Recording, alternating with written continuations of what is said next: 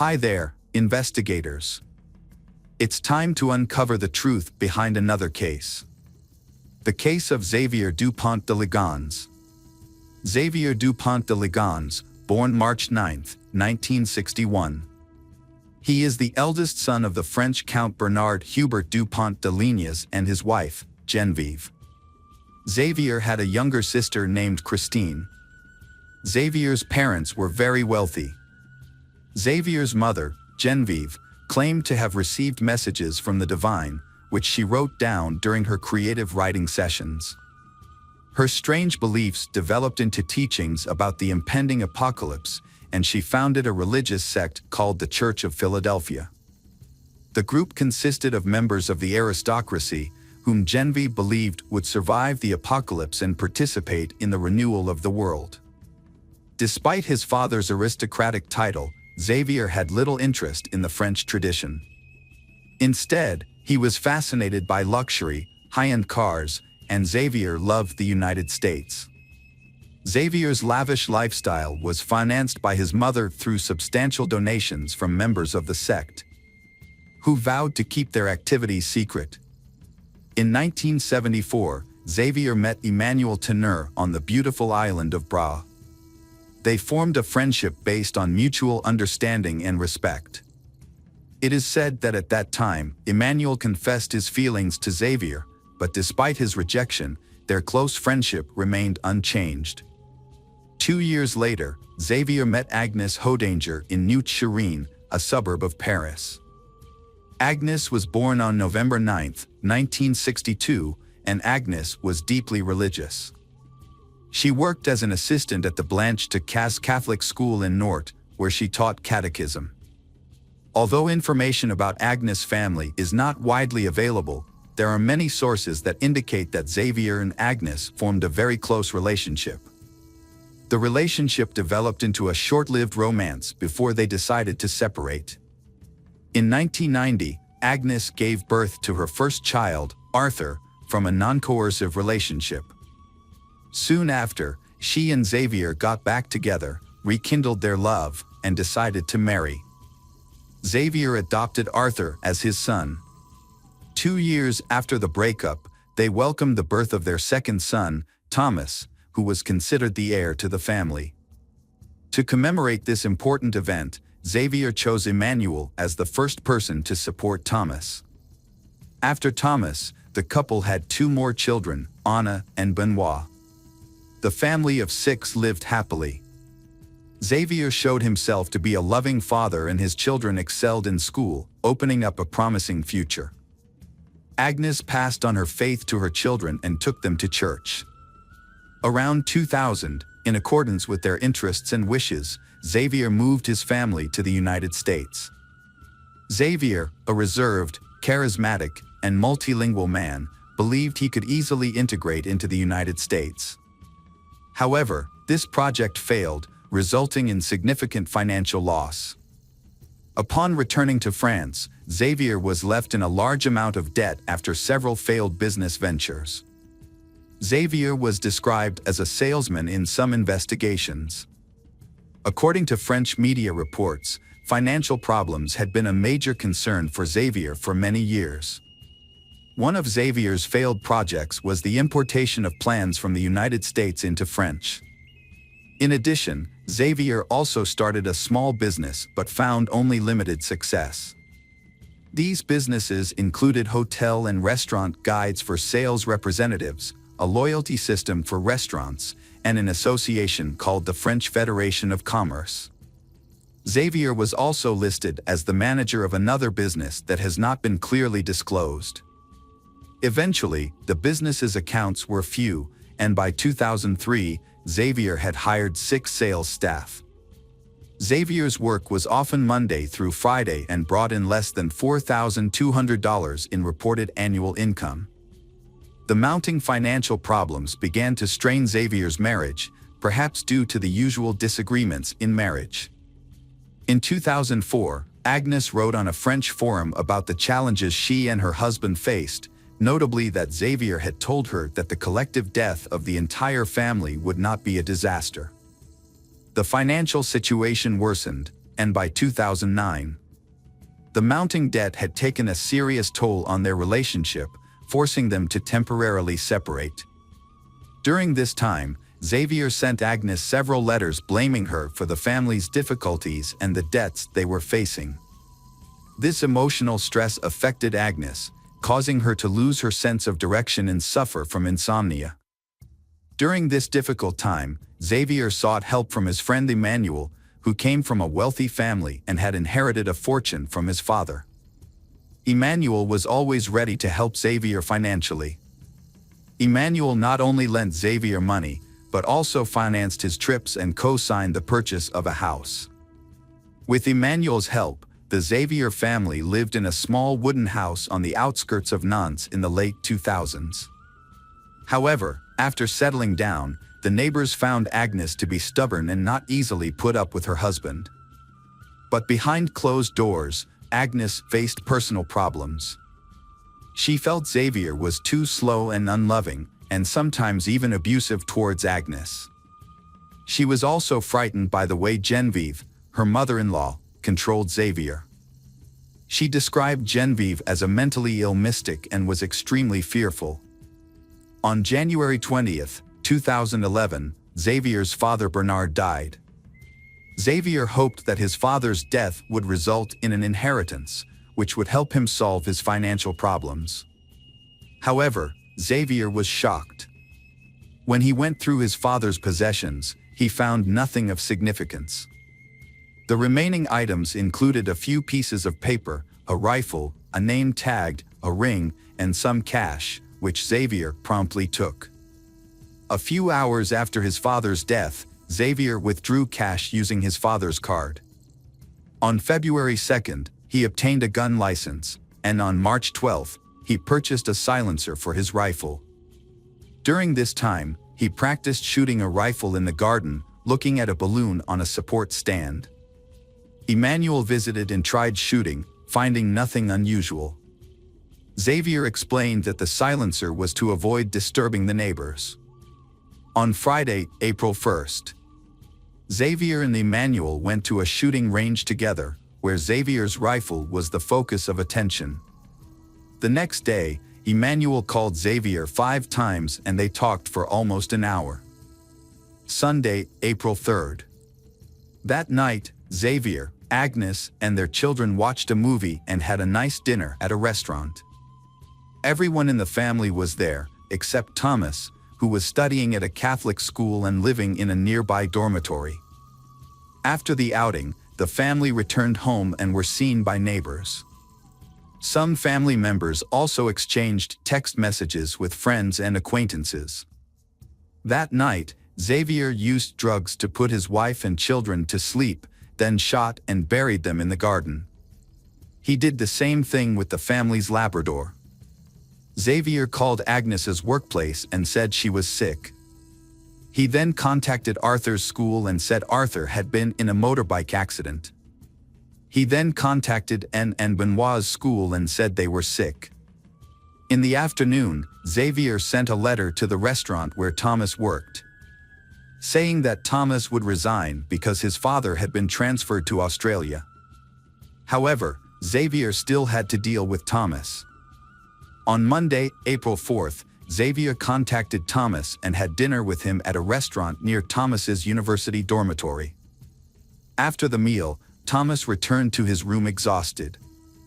The next day, Thomas received an urgent text message from his father, saying that Agnes had been in a bicycle accident and was in a coma at the hospital, prompting Thomas to go to Nantes immediately. At midnight, a friend of Thomas's received a text message from him, saying that he was at home watching a movie with his father. Thomas was probably dead by then. About an hour later, Xavier emailed Emmanuel, arranging to meet up soon. Emmanuel responded, reminding Xavier that he had the power of attorney and the keys on the boat. Xavier went in and out of his house and even left a note on the door asking for no more mail to be delivered. Xavier then withdrew cash from an ATM, which was captured on security cameras. He paid with credit cards at restaurants and stayed at hotels under his real name. As Xavier's perfect escape began, the neighbors began to notice worrying signs. The once open windows of the bungalow had been boarded up for days. The 4 children of the Xavier family were no longer seen playing outside. The dogs were no longer heard barking, and Agnes was nowhere to be seen. All disappeared without a trace. Concerned neighbors began investigating and contacted the police. When police arrived, they discovered a nearly empty refrigerator with only a few jars of jam left. In the kitchen, a mop still had food on it, and a ring was placed on the living room table. Guitars were on the sofa, but no one was home. Police found empty picture frames, and the closet was empty of clothes. In the midst of the mystery, on April 9th, a letter appeared, sent to Xavier's family and friends. The letter claimed that Xavier had been hired by the U.S. Drug Enforcement Administration and that the family had gone undercover as part of a witness protection program, explaining why they had suddenly disappeared and had not communicated. Suspicion and concern grew among neighbors who sensed something was amiss. Fearing for the family's lives, they urged the police to investigate further. As the case gained media attention, more details emerged. On April 15th, security cameras captured Xavier entering a small hotel near Cannes. He parked his car, picked up a bag, and disappeared into nearby woods. This was the last time he was seen. Police returned to the family home Xavier on April 21, 2011. There, they discovered a new plot of land under the terrace. When they dug, police found the bodies of Agnes and her 4 children. Each had been shot 2 to 3 times and were wrapped in bags, covered with religious symbols, and carefully buried in sacks of quicklime. The family's 2 Labrador retrievers were also found buried. Despite a thorough search, no traces of blood, fingerprints, or DNA were found. Xavier became the most widely circulated person in France because of his alleged murder. His image appeared on every news bulletin. However, it seems that Xavier has mysteriously disappeared from the face of the earth. Autopsy results of 5 victims showed most of the bullets were shot in the head. In addition, traces of sedatives were found in the bodies of the children, which confirmed the hypothesis that they attacked while they were sleeping. A remarkable detail began to appear around Agnes. In the master bedroom, police discovered a device that Agnes used to control her sleep apnea, which had stopped working at 3:27 a.m. on April 4th. Because of the close relationship between Xavier and Emmanuel was called in for questioning by the police. Emmanuel cooperated with initial investigations. When Emmanuel was questioned about the exported rifle, Emmanuel initially knew about it. However, upon further investigation, the police discovered many inconsistencies in Emmanuel's testimony. They soon realized that Emmanuel was not being completely truthful. A crucial step occurred 24 hours later. Just before noon, Nantes police raided Emmanuel's apartment and seized Emmanuel's laptop. Emmanuel then revealed the real information about Xavier's export rifle. Xavier's mother Genvieve also attracted the attention of the police during their interviews. Genvieve was evasive and denied any knowledge of the Philadelphia church. The police investigation was fruitful. They discovered a copy of a complaint filed years ago by former members of the cult who fled in fear after Genvieve offered to have sex with all the men to conceive. This revelation about the cult, including the wealthy members who provided financial support, led the police to believe that this environment may have provided Xavier with material support. As a result, all former members of the Philadelphia church were questioned, and the police monitored the cult members, hoping to detect any indiscretions in conversations or emails. When the police examined the computer hard drive, they discovered many email exchanges between Emmanuel and Xavier. Some of the emails were particularly revealing about the relationship between the two. One email sent in the early morning of April 6 attracted special attention from the police. These accumulated details led investigators to the crime in which Emmanuel may have assisted Xavier in his escape. However, the police team's work has yielded results. They discovered a copy of a petition obtained years ago by former members of the sect. These people fled in fear after Christine offered to have sex with all the men to identify the chosen tie. The important revelation about this sect, including the wealthy members who provided the main financial support, has helped investigators better understand the work. They believe that this environment may have provided Xavier with the necessary support and substance. Therefore, all former members of the Philadelphia church were examined and followers of the sect were followed, hoping to find connections through conversations or emails. Despite efforts, no murder weapon was found. Xavier's cell phone records helped police track his movements in the country. Xavier's last known trace was recorded on April 15 from a security log. Based on the type of bag Xavier was carrying, police suspected that he may have been carrying a weapon. While everything suggested that Xavier might have committed suicide in the forest, the police conducted a thorough search of the dense forest, but without any results. This led to the hypothesis that Xavier might have sailed the boat to another country. Therefore, an international arrest warrant was issued on May 4. The Nantes police contacted the National Fisheries Monitoring Center to verify whether Emmanuel or Xavier owned a motorboat or a sailboat. The police did not find sufficient information, but Emmanuel was summoned to the Nantes police station for further questioning. When the police asked Emmanuel about the sailboat, Emmanuel claimed it was a coincidence. Emmanuel explained that Emmanuel had given Explorer permission to open his safe in case anything happened to Emmanuel, and that the key to the safe was hidden in a model sailboat in an apartment. According to Emmanuel, the safe contained Emmanuel's will. Despite some suspicious coincidences, the police released Emmanuel. At this point, Emmanuel was only considered a witness. However, the police decided to put pressure on Emmanuel because they suspected that Emmanuel was a possible accomplice. A key discovery was made when police examined all the checks paid to Xavier's company. A $4,200 check signed by Emmanuel, linked to a previously undisclosed bank account in Monaco. Police quickly requested account records, but due to Monaco's strict banking secrecy laws, they would only respond to requests from their own regulators. On September 28, 4 police officers returned to Emmanuel's home. After a long wait, Emmanuel showed up. Emmanuel's apartment was sparsely furnished, with empty liquor bottles scattered around, suggesting that Emmanuel lived a very isolated life. Emmanuel told the police that Emmanuel had not received any letters or phone calls from Xavier. In 2015, a journalist claimed to have received a letter from Xavier stating he was alive.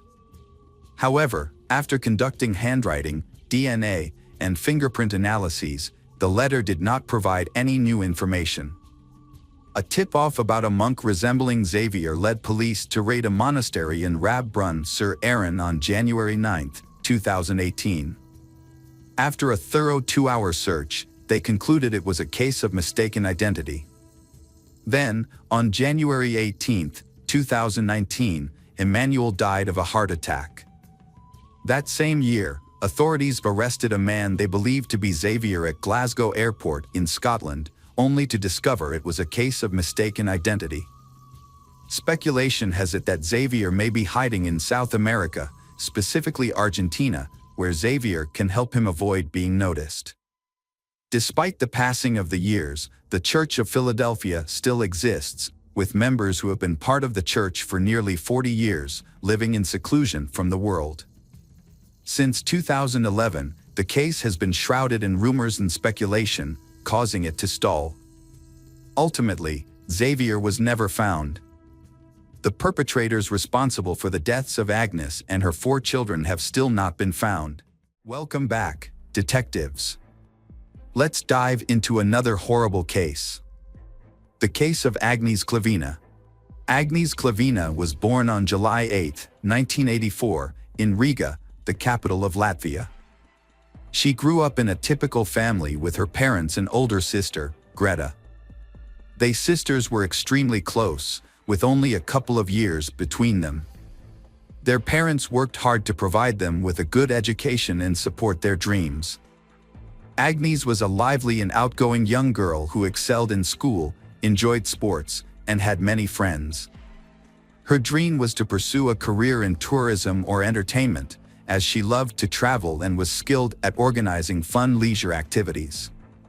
Her bright personality and attractive appearance also drew attention from men, who frequently complimented her. From a young age, Agnes had many admirers vying for her attention. After completing her education, Agnes worked in the service industry while taking language courses and studying to become a tourism manager. At 20, she decided to leave her hometown in Latvia and move to London, seeking greater opportunities to develop her skills and talents. Her parents and older sister supported her decision, and soon after her move, Agnes met Michael Mills, a successful businessman 8 years her senior. He was well-educated, owned a thriving business, and had recently opened a movie theater and entertainment complex. Agnes and Michael quickly connected and started dating. He showered her with attention, gifts, and luxury travel. They made ambitious plans for their future together, and their love seemed destined to last. Agnes's friends and family remember this as her first true love. She radiated happiness beside Michael and envisioned a future as his wife. In 2014, Agnes received a 3-month contract as an administrator at a popular nightclub in Marbella, Spain. This opportunity required her to temporarily relocate, but she was eager to take on the challenge. Michael, unable to leave his life behind, supported her decision to sign the contract. For Agnes, this was a chance to gain valuable experience and potentially launch a new career path.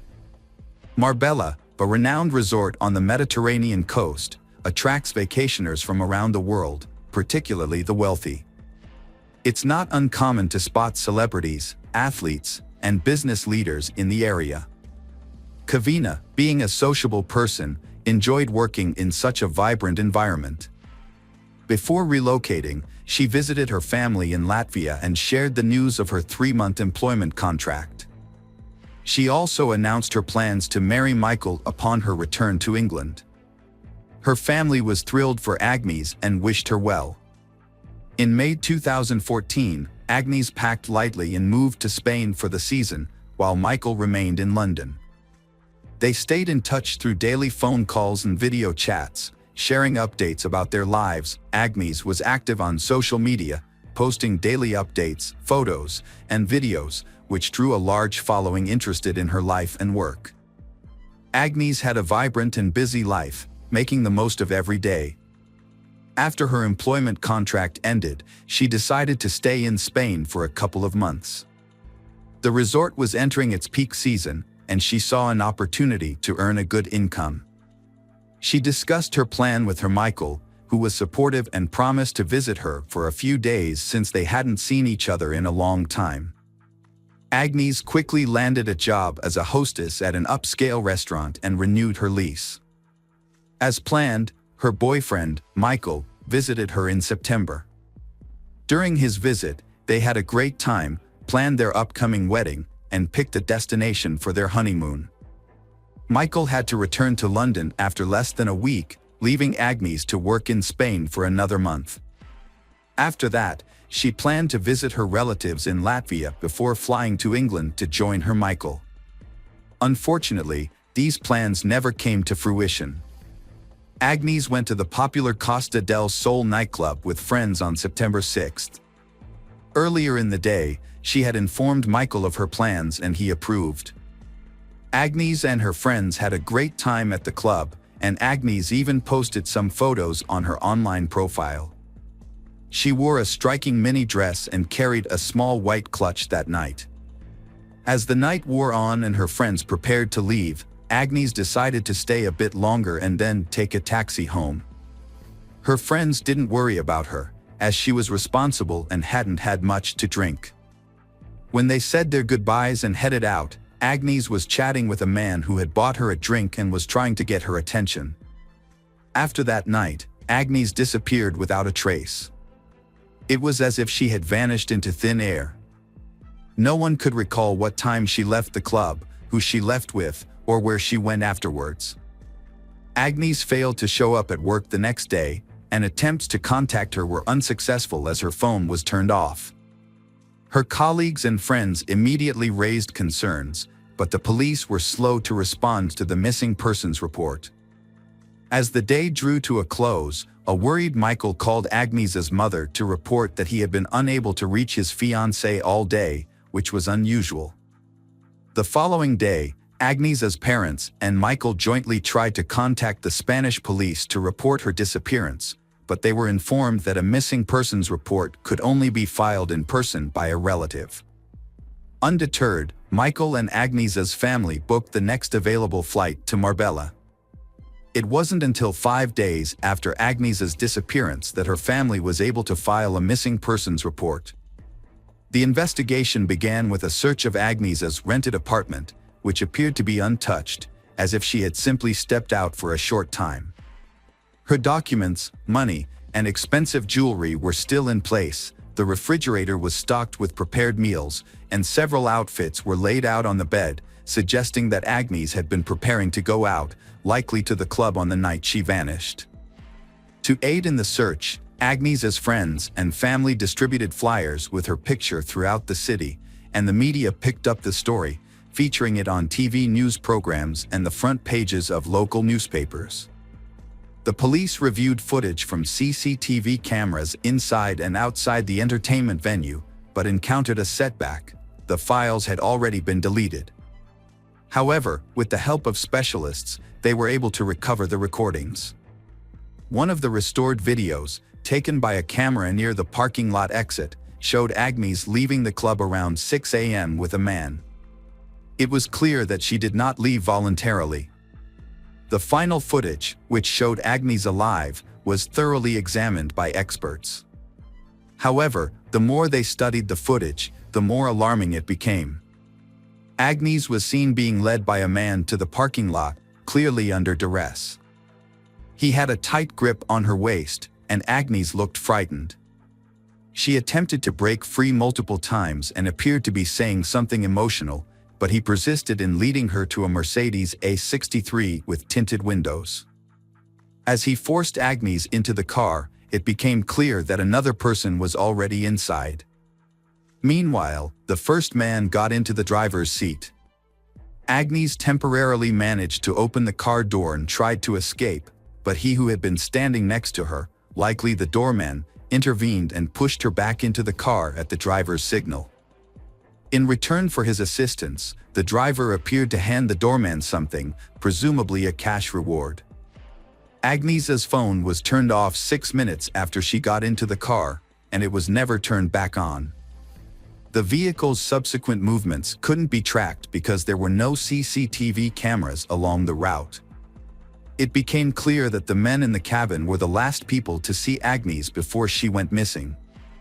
Despite this, the case was shrouded in secrecy from the start.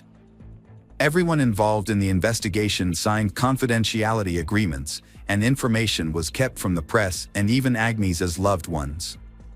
For the first few months, Agnes's parents and Michael were left in the dark, with only vague updates that the investigation was ongoing and that it was too early to draw conclusions.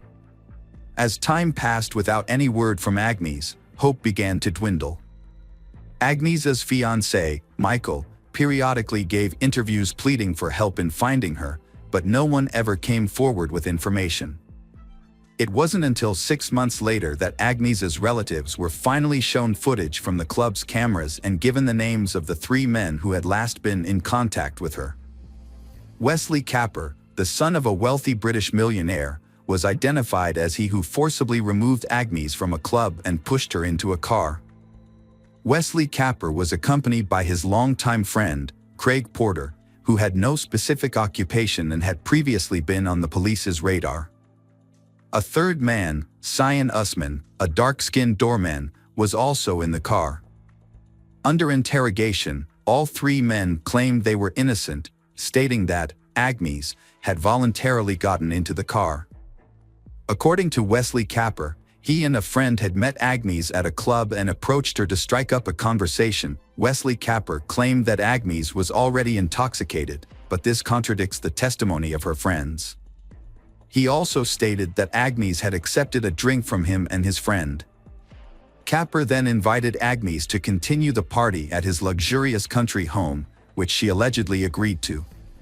However, Wesley Capper claims that Agnes changed her mind once they were in the car and asked to be dropped off in the middle of the road, stating that she would take a cab home. Wesley Capper claimed that he dropped Agnes off at her requested location, which was an unlit stretch of road with no CCTV cameras.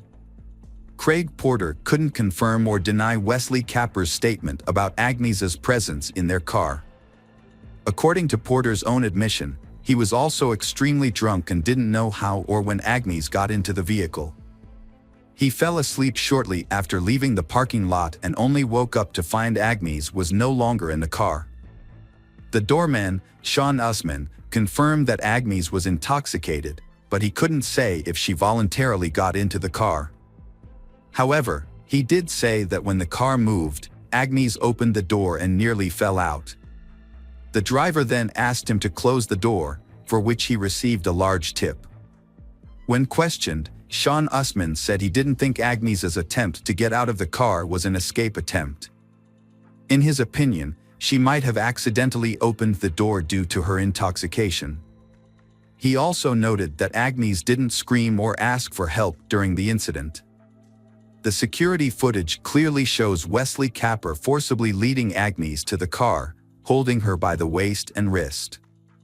However, Wesley's defense is that Agnes was dizzy and he was only holding her to prevent her from falling. Later in the investigation, another unsettling video came to light, shot in the south of Spain, specifically at the Porta de la Dua in the Seu Grande Marina. The footage was of the luxury yacht belonging to John Capper, a millionaire and the father of one of the suspects. Dated September 10th, just 4 days after Agnes went missing, it showed Wesley Capper and 2 other men boarding the yacht.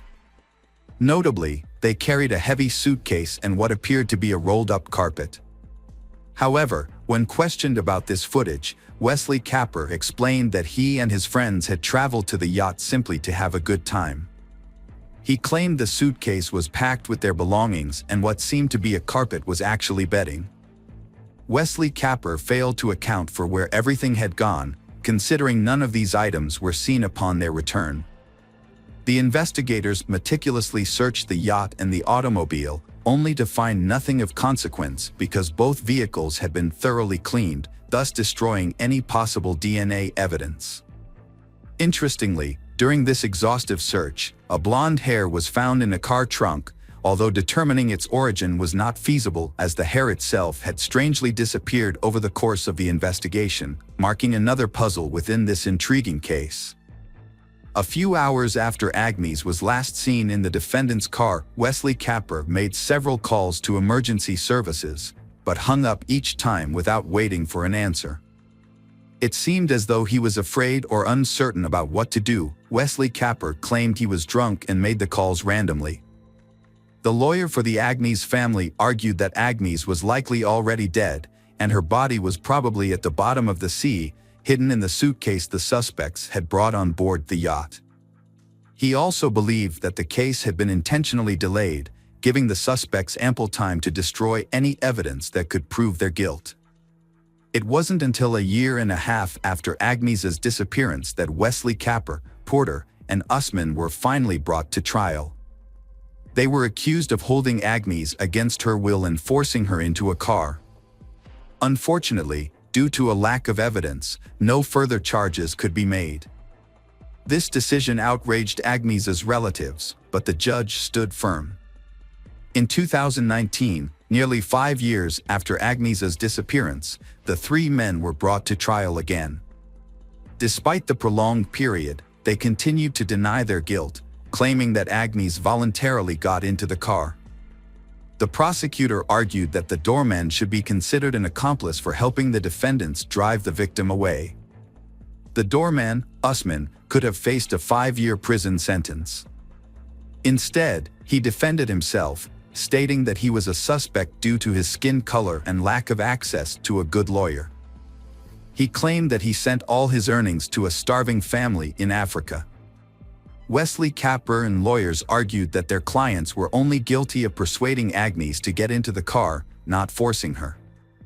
They believed that Agnes was dropped off on the road as requested, but was possibly kidnapped and killed by someone else while waiting for a cab.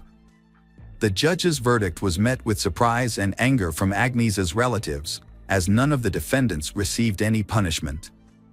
Usman was acquitted of all charges. Wesley Capper was given a 2-year sentence for taking advantage of Agnes's intoxication to coax her into his car, and Porter received a 6-month sentence for aiding Wesley Capper's actions. However, they received suspended sentences and did not serve any time in prison. Instead, they paid Agnes's family £101,000 in compensation. Agnes's family was unhappy with the outcome and decided to appeal. It later came to light that the defendants had both committed further offenses while awaiting the court's decision. Wesley Capper, who was intoxicated by alcohol and drugs at the time, hit and killed a woman with his vehicle and then fled the scene. Meanwhile, Porter and a friend, who were also intoxicated, stole a car after violently assaulting its owner. Wesley Capper received a surprisingly lenient sentence of probation for his serious crime, thanks to his lawyer's skilled defense. As part of his sentence, he paid a substantial amount of compensation to the family of she he had killed in a car accident. In contrast, Porter was not as fortunate and was sent to jail, although the exact length of his sentence is not publicly known. Nearly 7 years after Agnes's disappearance, the prime suspect in her case finally faced consequences. However, it wasn't the law that caught up with Wesley Capper, but his own destructive lifestyle. Years of substance abuse took a serious toll on his health. During the -19 pandemic, Capper was hospitalized, and after beginning to recover from the illness, he suffered a stroke. He passed away on July 26, 2021, at the age of 44.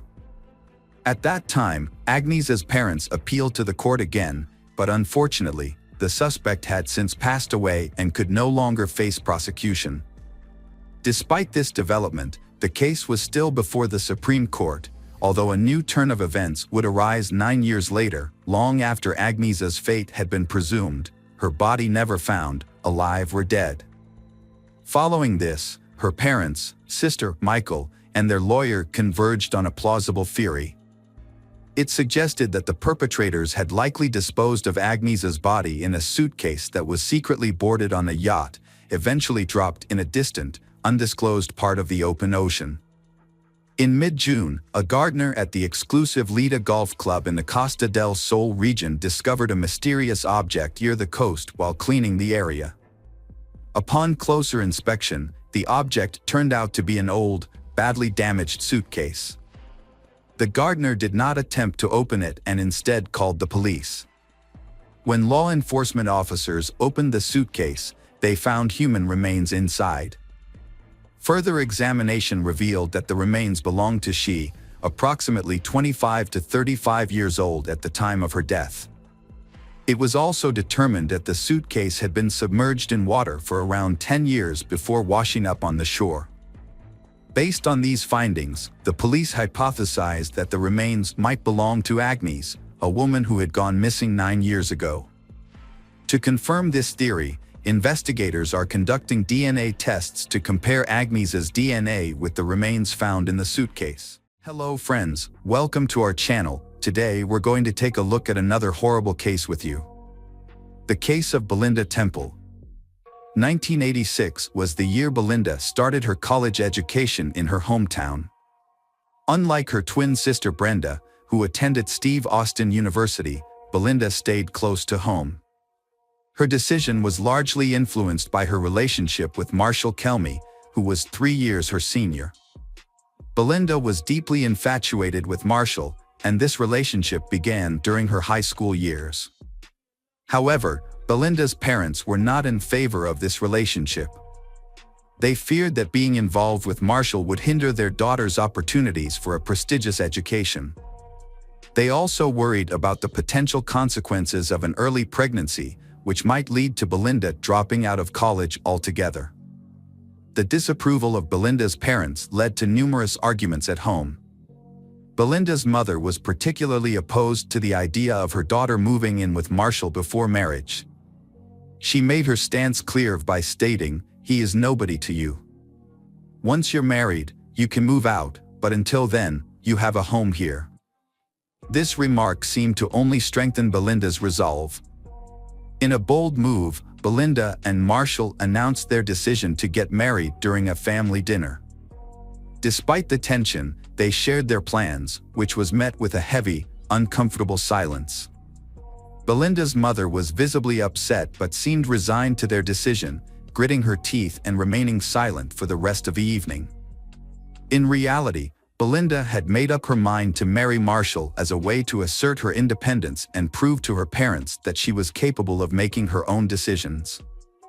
They didn't have a grand wedding celebration. Belinda wore her sister's white dress, invited a few close friends, and she and Marshall signed the papers. Afterward, they strolled around the city, enjoying champagne and each other's company. The next day, Belinda packed her belongings and moved in with her husband, who was still living with his parents. They hadn't planned to rent a separate place. Getting married didn't change much in their relationship. As mentioned earlier, Belinda's primary reason for marrying was to gain independence and stop her mother's nagging. However, her new life turned out to be quite unpleasant. Less than 6 months later, Marshall started spending less time at home, claiming he was working late. In reality, he was seeing another woman. Belinda discovered this when she noticed her husband acting strangely. One day, she waited until his work hours ended and followed him, which is when the truth came to light. She saw Marshall walking hand in hand with a woman she didn't know, likely a colleague. The deceived wife, Belinda, left her husband, Marshall, after discovering his infidelity. She didn't create a scene, but instead packed her belongings and returned to her mother's house. Marshall tried to win her back, but Belinda was too proud to forgive him. They eventually got a divorce. A few years later, Belinda was pregnant and working part-time at a school. Despite her pregnancy, she was concerned about missing the upcoming basketball competition between schools and not being able to prepare her team properly. Her colleague, Richard Bachman, didn't share her enthusiasm and had often expressed his disinterest in teaching. Belinda couldn't understand why Bachman, a 40-year-old man who seemed uninvested in his job, still held his position. As a diligent teacher, Belinda noticed that one of her students, Riley Joe Sanders, a high school senior, had been absent from class for months. She reached out to her colleagues to determine if the issue was specific to her class or if Sanders was a habitual truant. Her colleagues told her that Sanders came from a troubled home and rarely attended school, implying that his absences were not Belinda's problem. That evening, Belinda decided to take further action. She visited Riley Joe Sanders' mother, who lived nearby, and had a serious conversation with her. Although the talk seemed to have an impact, it didn't quite yield the results Belinda had hoped for. Sanders began attending class and participating on an equal level with his peers. However, during a basketball game, when Belinda called out Sanders for pushing an opponent and exhibiting poor behavior, he responded with insults and threats, warning her to be careful, especially in the evenings. After her breakup with Marshall, Belinda had nothing left for her in her hometown. She decided to follow her sister to Stephen F. Austin State University. It was there that Belinda found her true calling. Alongside her studies, she worked part-time as a basketball coach and had high aspirations. At the same university, Belinda met David Temple. Like her, he was a part-time coach but for soccer, and he also played for the university team as its captain.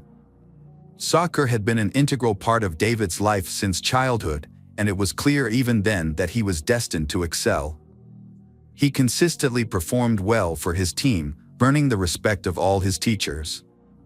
Despite his difficult nature, which could lead him to insult or even physically confront others, David's behavior was often overlooked because of his on-field performance.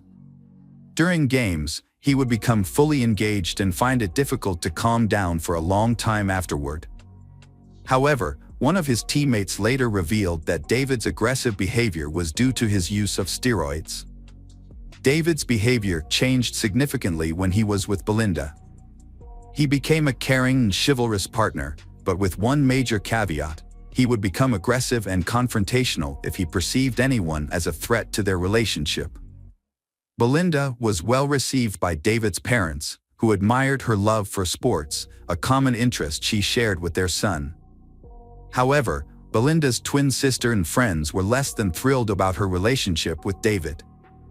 They had known Belinda as a strong-willed and independent person, but since being with David, she had become more subdued and focused on pleasing him. Her relationship with her family also suffered, with less frequent phone calls and visits, which naturally caused concern among her loved ones. As graduation approached, David and Belinda adopted a bull terrier named Shaq. After receiving their diplomas, they got married in 1999. January 1999, David and Belinda Temple were expecting their second child. With the due date nearing, doctors predicted Belinda would go into labor within a couple of weeks.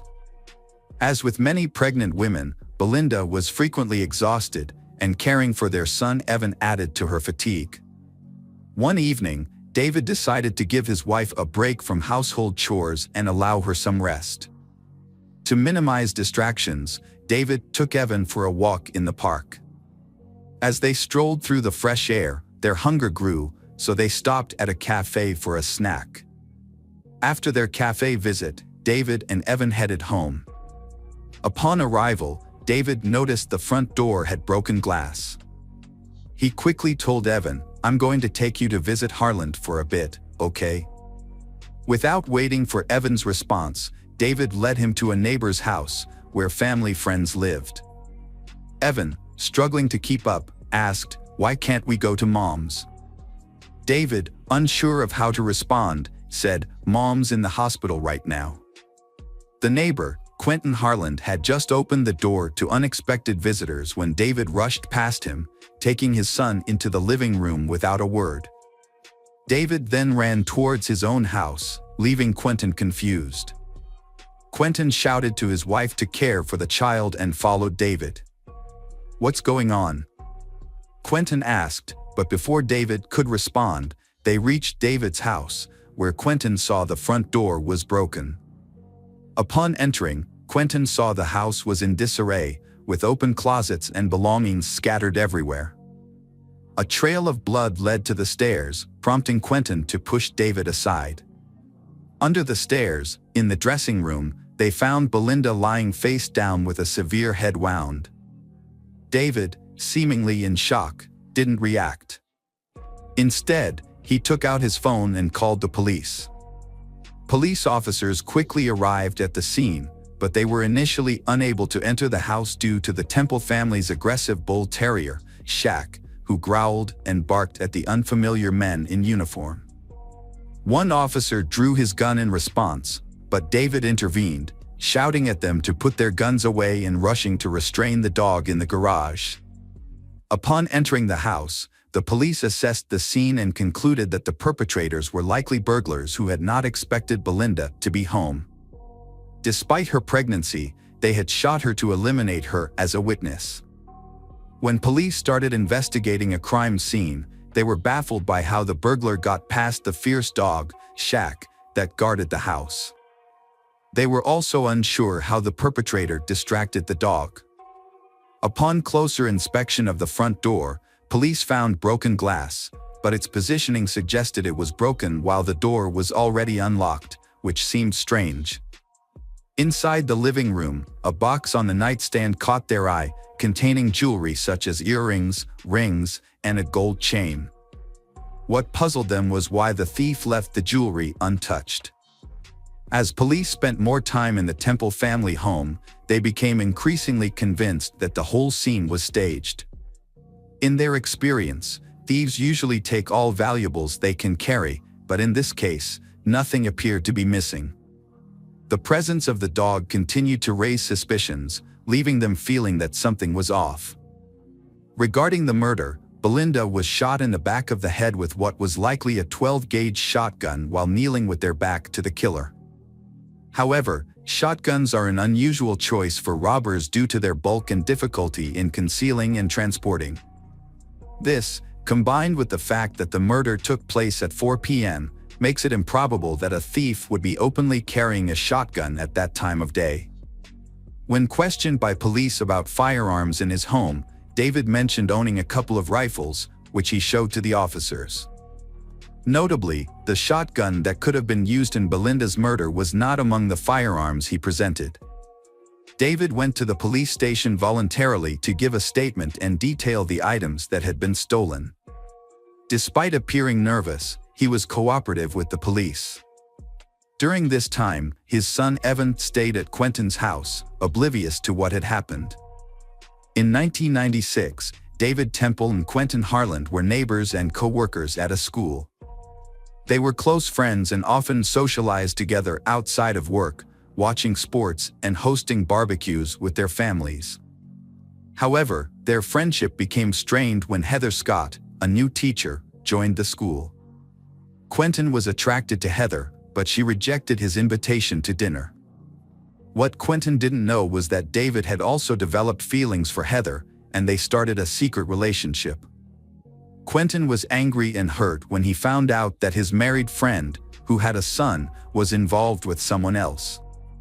Despite his feelings, Quentin kept David's secret, even as their co-workers began to notice the romantic connection between David and Heather outside of school.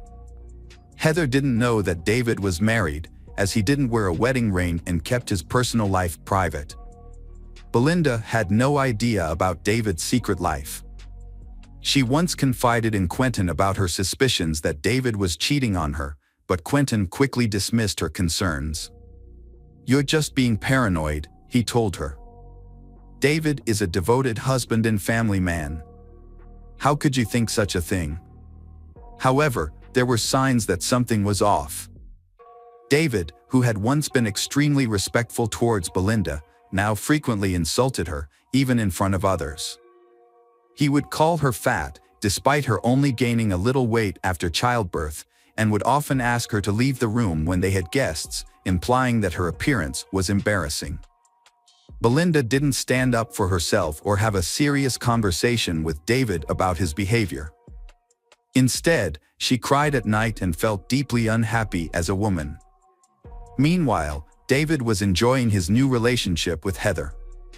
David became increasingly estranged from his family due to a new relationship with a coworker. He put more psychological pressure on his wife, Belinda, and their communication consisted only of insults.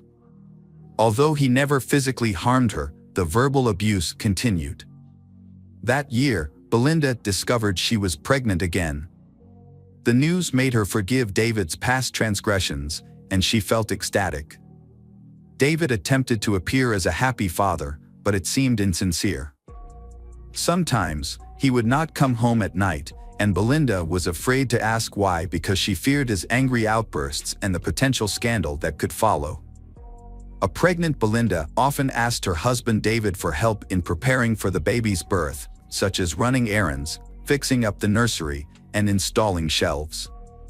However, David consistently ignored her requests, leaving Belinda to handle everything on her own, including shopping, painting, and assembling furniture, despite being 8 months pregnant.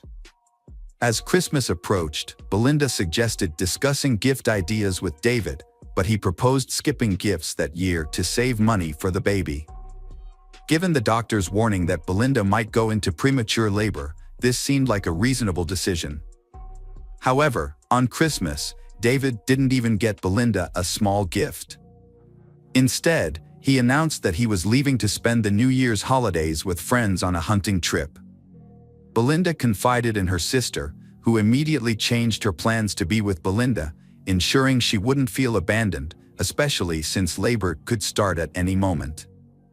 David, during the holidays, spent the time with Heather, who wore a gold necklace given to her by David as a Christmas gift. By 2007, it appeared that David Temple had all but moved on from his wife's murder, as if Belinda had never been a part of his life. The fact that it had been 5 years since the murder and the killer had yet to be caught seemed of little concern to him. He had married Heather in 2001, and together they were raising Evan. The police suspected David of wrongdoing, but they couldn't gather enough evidence to prove anything. While investigating the case files of burglaries in the neighborhood, they discovered that a house on the next street had been burglarized 8 days before the murder at the Temple house. The perpetrator was none other than Riley Joe Sanders, a persistent truant from the school where Belinda taught, who had previously threatened her. He was called in for questioning immediately. Riley had no alibi for the day of the murder, and his father owned a 12-gauge shotgun. However, when the police searched the Sanders house, they did not find the weapon. Realizing the police had reason to detain him, Riley confessed that he was with friends on the day of the murder. He had hidden this information because they were smoking pot in a large group, and he did not want to implicate his friends. As a result, the charge against Riley was dropped. In November 2004, police officers arrived at David's doorstep, handcuffed him, and informed him that he was being held on suspicion of murdering Belinda Temple. David denied the allegations. His trial began in 2007. The investigation revealed that David's motive for the crime was his new relationship with Heather.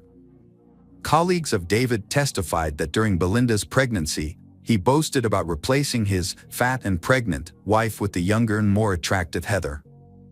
According to the prosecution, David killed Belinda as soon as she returned home from work, as evidenced by her still wearing her work uniform and shoes.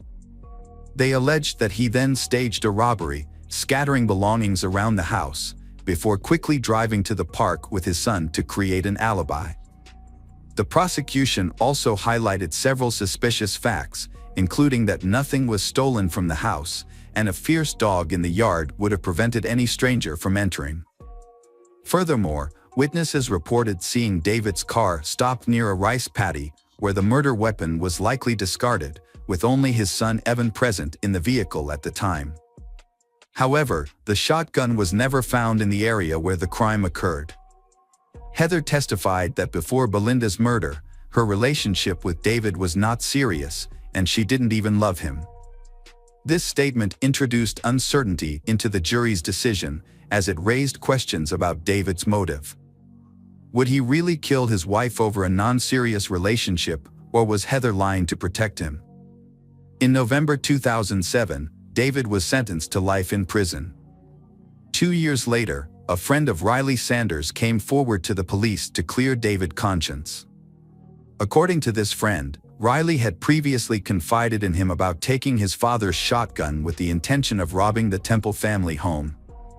Riley wanted to teach his teacher, David Temple, a lesson. Riley claimed that he had almost entered the house but was thwarted by a bull terrier that ran out of the garage. He shot at the dog but missed, and fearing the noise would attract neighbors, he quickly ran away. This new testimony was submitted to the court, prompting a review of the case. David was released from prison on bail while the review was underway. Meanwhile, Heather decided she no longer wanted to be married to someone who had spent so much time in jail and whose future was uncertain. She filed for divorce. The jury took a long time to deliberate on David's sentence. The case wasn't revisited until 2023, when David was still awaiting a final decision on his sentence. David was ultimately convicted and received a life sentence with the possibility of parole after 17 years. Throughout the trial, his son Evan struggled to accept that his father was capable of committing such a heinous crime. Evan continued to support his father until the very end. Hello friends, welcome to our channel. Today we're going to take a look at another horrible case with you, the case of Banaz Mahmud. Banaz Mahmud was born on December 16, 1985 in Iraq. She comes from an Iraqi Kurdish family with strong religious traditions. Her parents, Mahmud Babakar Mahmud and his wife, had 6 children, 1 son, Bahman, and 5 daughters, Baza, Beel, Han, Jaban, and Banaz. They lived in a rural tribal area in Iraqi Kurdistan, adhering to traditional values, especially regarding women's roles. In 1995, when Banaz was 10 years old, her family moved to the UK. However, this change in location did not alter their deeply held religious and traditional views. Despite being in a more liberal European country, the family continued to reject modern opinion and lived within their tight-knit religious community. At 17, Banaz was forced into a marriage with a man 10 years her senior, who had recently arrived from Iraq. He did not speak English and lacked basic literacy skills. Banaz having met her future husband only 3 times before the wedding. Banaz, described as a girl with brown eyes, long dark hair, and a kind smile, followed tradition and moved into her new husband's home, despite him being a stranger to her. From the start, Banaz suffered physical and emotional abuse at the hands of her husband. Despite having lived in the UK and being aware of her rights, she was trapped in a cycle of violence. She tried to leave her husband multiple times, but her family forced her to return, as it was considered a disgrace for the entire Mahmoud family. With no support from her relatives, Banaz turned to the police twice, but they failed to take action, leaving her vulnerable to further abuse. In July 2005, after 2 years of marriage, Banaz finally escaped her husband's house and returned to her parents' home. After leaving her husband, Banaz felt a sense of freedom. She met Ramith Soleimani, and they fell deeply in love. However, they had to keep their relationship a secret.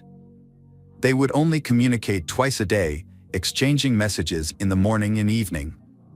Ramith was unlike the men surrounding Banaz, as he was calm, wise, and courteous. He treated she with great respect and kindness, instantly winning her heart. Before long, they began envisioning a future together, discussing wedding plans and a happy family life. They even chose names for their potential children.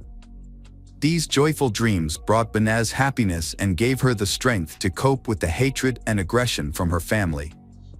In early October 2005, Banaz was walking down the street when she noticed a car following her. She recognized the people inside as Kurdish migrants sent by her father. Knowing her family's history, Banaz became terrified for her safety.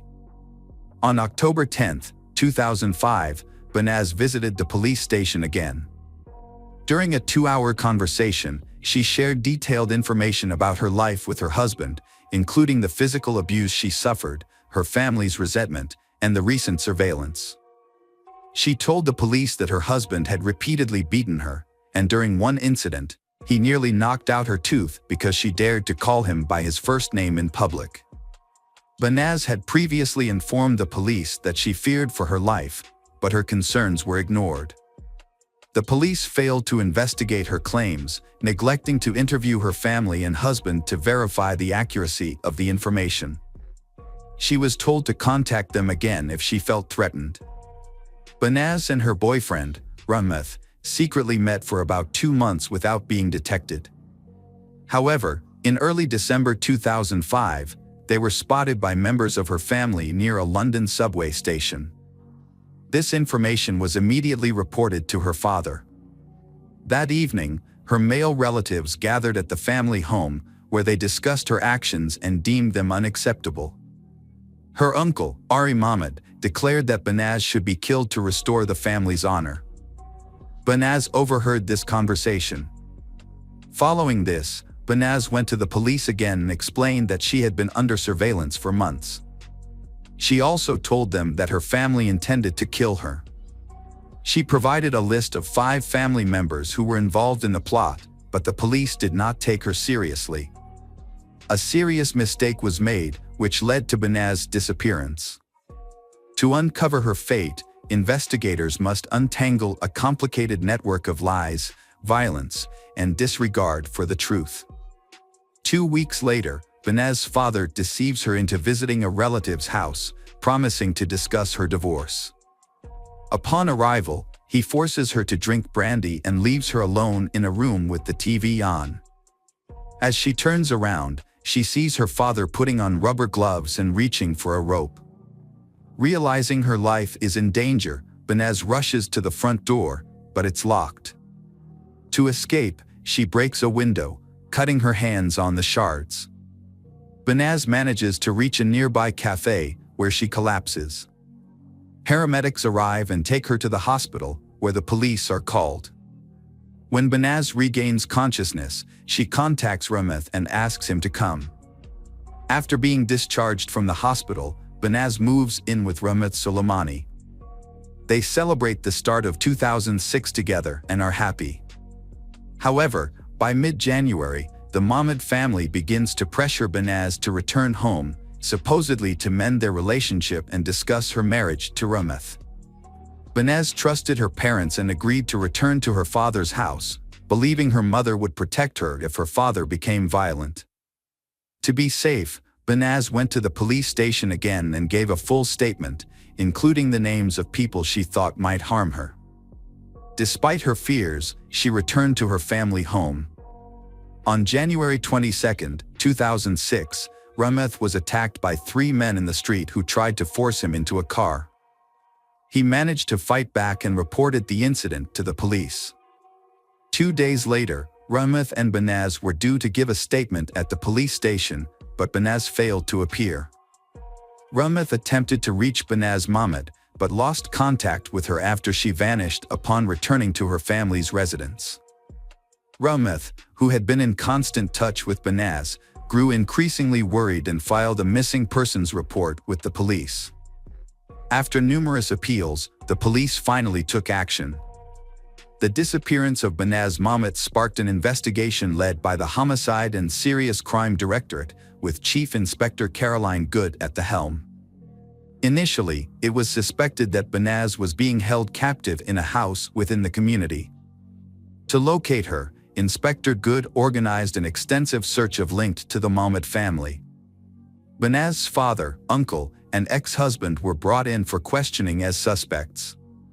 The police also began searching for 3 other men listed by Benaz in December 2005, Omar Hussein, Muhammad Ali, and Mohammed Hama, all of whom were her cousins. However, when the police searched the neighborhood and tried to question her family members, and the family refused to cooperate with the investigation into her disappearance. Police found no photos of Benaz at her family's home, and her family's complete lack of concern shocked officers. Caroline Good then focused on 30 individuals, all of whom were arrested and questioned. During the investigation, over 20 vehicles and 300 cell phones were seized from those involved. Every person questioned attempted to hinder the investigation, providing conflicting accounts of Benaz's whereabouts. Some claimed to have seen her after she went missing, while others, including her mother, refused to cooperate with the police. Some even suggested she was in hiding. Realizing that no one would cooperate voluntarily, Caroline Good obtained permission to bug the cells of those arrested. At that point, Benaz's father, her uncle, and Mohammed Hama remained in police custody. 2 other men under investigation had managed to escape to Iraq. The detectives were horrified when they received the initial wiretap results.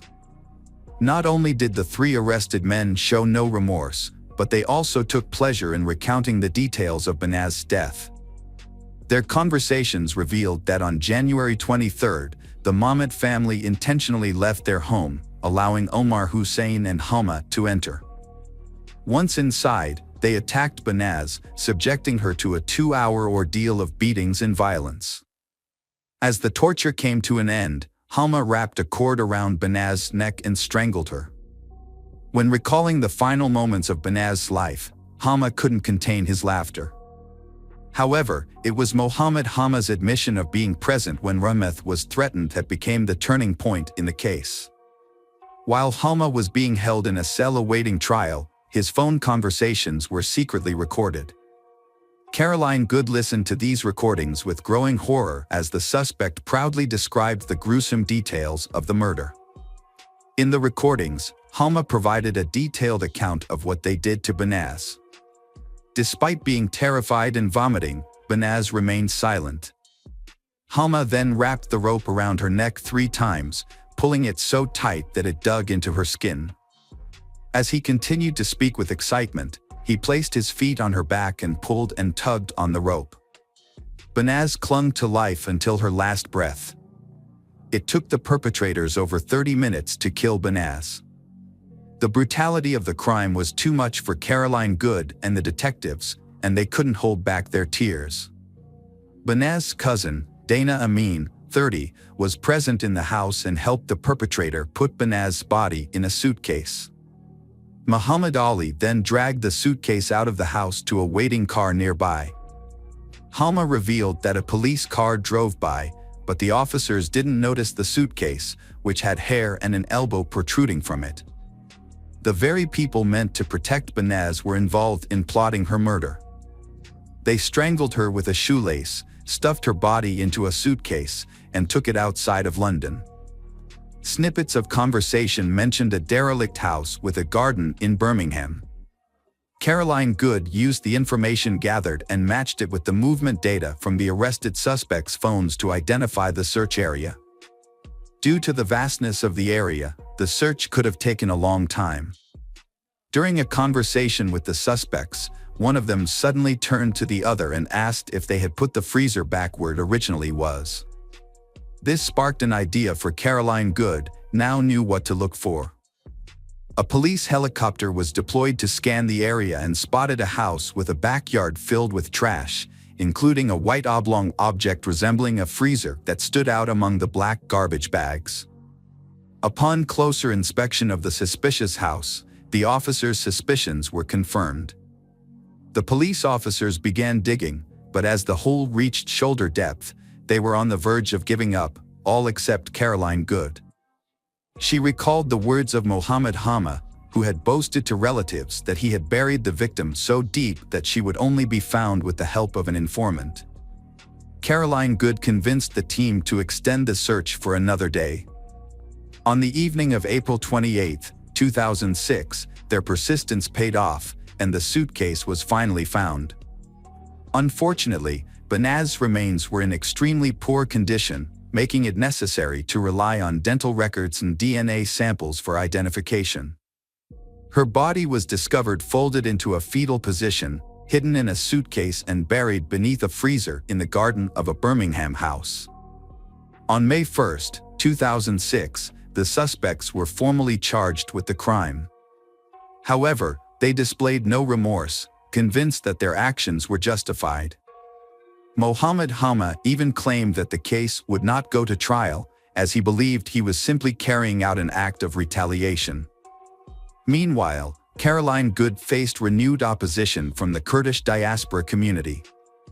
Following the discovery of Banaz's remains, numerous individuals came forward to provide alibis for the suspects, claiming that they were in public on the day of the alleged and therefore could not have committed the crime.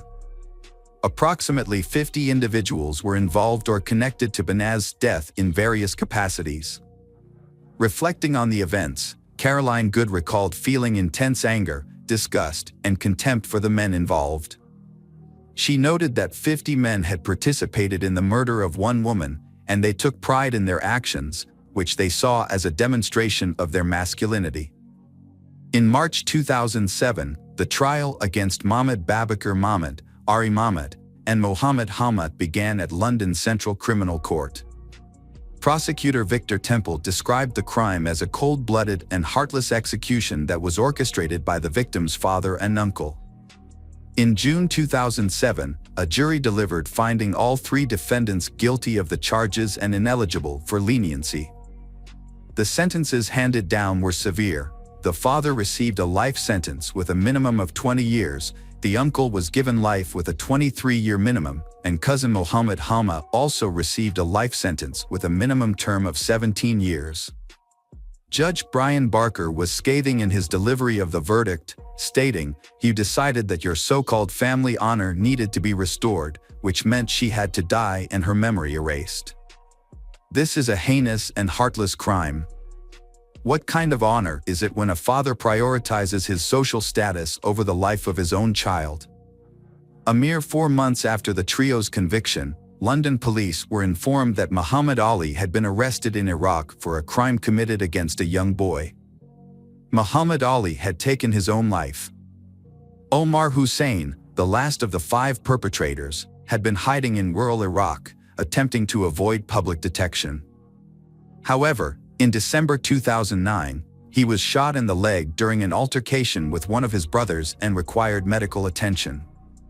Upon arriving at the hospital, police were notified and subsequently arrested him. Initially, Omar Hussein denied being in London in 2005, thereby claiming innocence in Banaz's death. But UK Social Security records revealed that he had been receiving refugee benefits during that time, contradicting his statement. The court ultimately sentenced him to life imprisonment with a minimum term of 21 years. Dana Amin was given an 8 years prison sentence for his role in disposing of Banaz Mahmoud's body and hindering the investigation. A recorded interview with Banaz at a police station implicated her family in the crime. Banaz had previously handed in a letter to a police station in South London, naming individuals who threatened to kill her and her boyfriend Rumeth. The individuals named in the letter were from Banaz's family and the wider Iraqi Kurdish community. They were angry about her decision to divorce her husband, who treated her poorly. Despite several attempts to leave him, Banaz returned due to family pressure. The police failed to respond properly to Banaz's situation, which ultimately resulted in her death. However, this case prompted significant changes in how honor-related cases are handled. An inquiry into police misconduct was launched after Banaz's death, and an independent commission investigated 9 police officers for their inadequate response to her allegations. 7 officers received reprimands, and 2 were dismissed. It is essential to recognize the tireless efforts of Caroline Good and her team, who successfully located Banaz's body, secured the conviction of her father and uncle, and brought the escaped perpetrators back from Iraq. Banaz was laid to rest at the Merton and Sutton Joint Cemetery in Morden. A memorial service was held in her honor on June 26, 2007, at the MN Auditorium, followed by the installation of a granite memorial headstone at her gravesite. The memorial was attended by a small group of people, including Rumeth Soleimani, Caroline Good, and Banaz's 2 sisters. Notably, Banaz's family did not attend either service. Rumeth Soleimani, who had been living in the UK under witness protection, was profoundly affected by Banaz's death.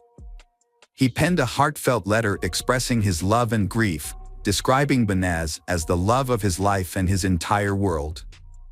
Unfortunately, his pain and suffering continued, and in May 2016, 10 years after the tragedy, he took his own life.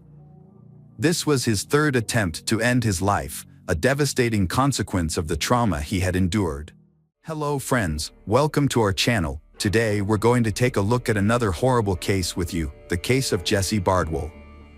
Jessie Bardwell was born on September 10, 1988, in Pascagoula, Mississippi, to loving parents Gary and Carla Bardwell. She had an older brother named Brandon. The siblings had a close relationship, with Brandon often protecting Jessie from bullies. Their childhood was filled with joy and love, thanks in part to frequent visits from their grandma Kitty, who adored her grandchildren. She would read to them, share stories, and invent games, creating a warm and nurturing environment. The Bardwell family embodied the quintessential American family spirit. Jessie was a kind, cheerful, and stylish girl who dreamed of a career in the beauty industry and one day opening her own salon. However, when Jessie was 14, her parents divorced, disrupting the family's harmony. She chose to live with her father, Gary, with whom she had a warm and trusting relationship. As a firefighter, Gary's job could be unpredictable, and Jessie would often call to check on him. Gary eventually married again, this time to Gina. Jessie developed a good relationship with her new stepmother. Gina proved to be an excellent homemaker, providing care and support to the entire family. Jessie was relieved to see her father happy with his partner, which made her feel secure about leaving home in the future. After completing her education, Jessie moved to Orange Beach, Alabama, to start her independent life. She worked as a waitress at Cobalt, a popular beachfront restaurant, to support herself. Her father, Gary, recalled how Jessie loved being near the water as it brought her peace. Despite the distance, they remained close, frequently exchanging messages and spending quality time together, such as going boating and fishing, whenever he visited.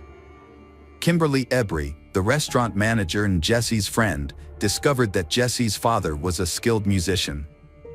After retiring, he dedicated more time to his craft, leading to frequent performances at the restaurant, where he even had his own table. Kimberly admired the close bond between Jessie and her father, describing them as true friends. Jessie always attended her father's performances, and the tips she earned helped fund her college education and pursue her dreams. At work, Jessie met a young man named Terry Ellis, who was also a waiter. They began dating and developed a steady and serious relationship, appearing to be a harmonious couple. However, at a social event, Jessie met Jason Lowe, a friend of Terry's, and was immediately smitten. Her sudden infatuation surprised everyone, and she fell deeply in love with Jason, becoming oblivious to her surroundings. Jessie and Terry parted ways amicably. Jessie opened up to him about her newfound feelings. This decision turned her life upside down, but she was drawn to Jason's charming and promising nature. He was handsome, held 2 degrees, and had a decent job. Jason was polite and knew how to present himself well. For Jessie, her new feelings marked the beginning of a new life. When Jason learned about her dreams, he promised to fulfill them. As he needed to relocate to Dallas, Texas, for a high-paying job in the technology industry, Jessie decided to follow him. Jessie viewed the move as an adventure, rather than a life-changing decision. Although she was hesitant to leave her father, Gary, for an extended period, her ambition and youthful idealism ultimately prevailed. She kept her plans a secret from her father, fearing his disappointment and knowing he would be opposed to her decision. As a result, she didn't inform him of her plans, even when they spent their last Christmas together. Mr. Bardwell didn't notice anything out of the ordinary about his daughter Jessie's behavior initially. She seemed happy, laughing and joking as usual. Jessie, 24, had moved to Richardson, a suburb of Dallas, with her boyfriend Jason. While Jason worked from home, Jessie was looking for a new job and scouting locations for her own salon. They had plans to get married and buy a house. However, Jessie's relationship with her father began to change drastically. They grew apart, and Jessie stopped answering her father's calls, which troubled Mr. Bardwell. It wasn't until speaking with Kimberly that Mr. Bardwell learned of Jessie's new boyfriend and her move out of state. He tried to reconnect with Jessie, but Jason controlled her communications. Mr. Bardwell's suspicions about Jason grew after meeting him when they visited Pascagoula. The father attempted to dissuade his daughter, Jessie, from returning to Texas, but she was resolute. When Gary inquired about her well-being, Jessie hugged him tightly, insisting everything was fine and expressing her desire to make her family proud. However, her father couldn't shake off the feeling that something was amiss. He even wrote a song, "Taken," in her honor. For months after Jessie moved to Texas, she ceased responding to phone calls. The final warning sign came on May 8, when she failed to wish her mother and stepmother a happy Mother's Day, a cherished family tradition. Gary sensed something was terribly wrong and contacted Jason, Jessie's boyfriend. Jason claimed ignorance of Jessie's whereabouts, citing their supposedly open relationship, which allowed her to come and go as she pleased. However, Gary knew this was a lie, aware that Jason was a jealous and controlling partner who contradicted himself. The next morning, Jessie's father headed to Texas, convinced that her boyfriend was involved in her disappearance. During his journey, He sent the boyfriend a message warning him that if Jesse wasn't home when he arrived, there would be serious consequences. When he arrived at their apartment, he found no sign of Jesse or her belongings. Despite this, the boyfriend claimed he had no idea where she was and was waiting for her to return. Later, Kimberly shared some information that Jesse had confided in her during a rare heart-to-heart conversation. It turned out that Jason had been spending money on banned substances and entertainment, and his promises to fulfill Jesse's dreams had largely evaporated. The boyfriend had been pretending to be someone he wasn't, and this was also reflected in how he treated Jesse. While their relationship appeared fine in public, Jason was often rude and aggressive in private, leading to frequent conflicts. With Jesse missing, her father filed a missing person report with the Richardson police. The investigation was led by Detective Hiram Hale, a father of 3 daughters who was determined to uncover the truth. The police took immediate action, speaking with the boyfriend several times and searching the house, but they found no sign of Jesse. During the conversation, the young man, Jason, mentioned that he last saw Jesse on May 8 around 10 a.m. She left without explanation, and he thought she might be visiting her parents. He claimed that she drove away in her Acura car. Jason maintained that their relationship was casual and that he didn't control her or pry into her personal life.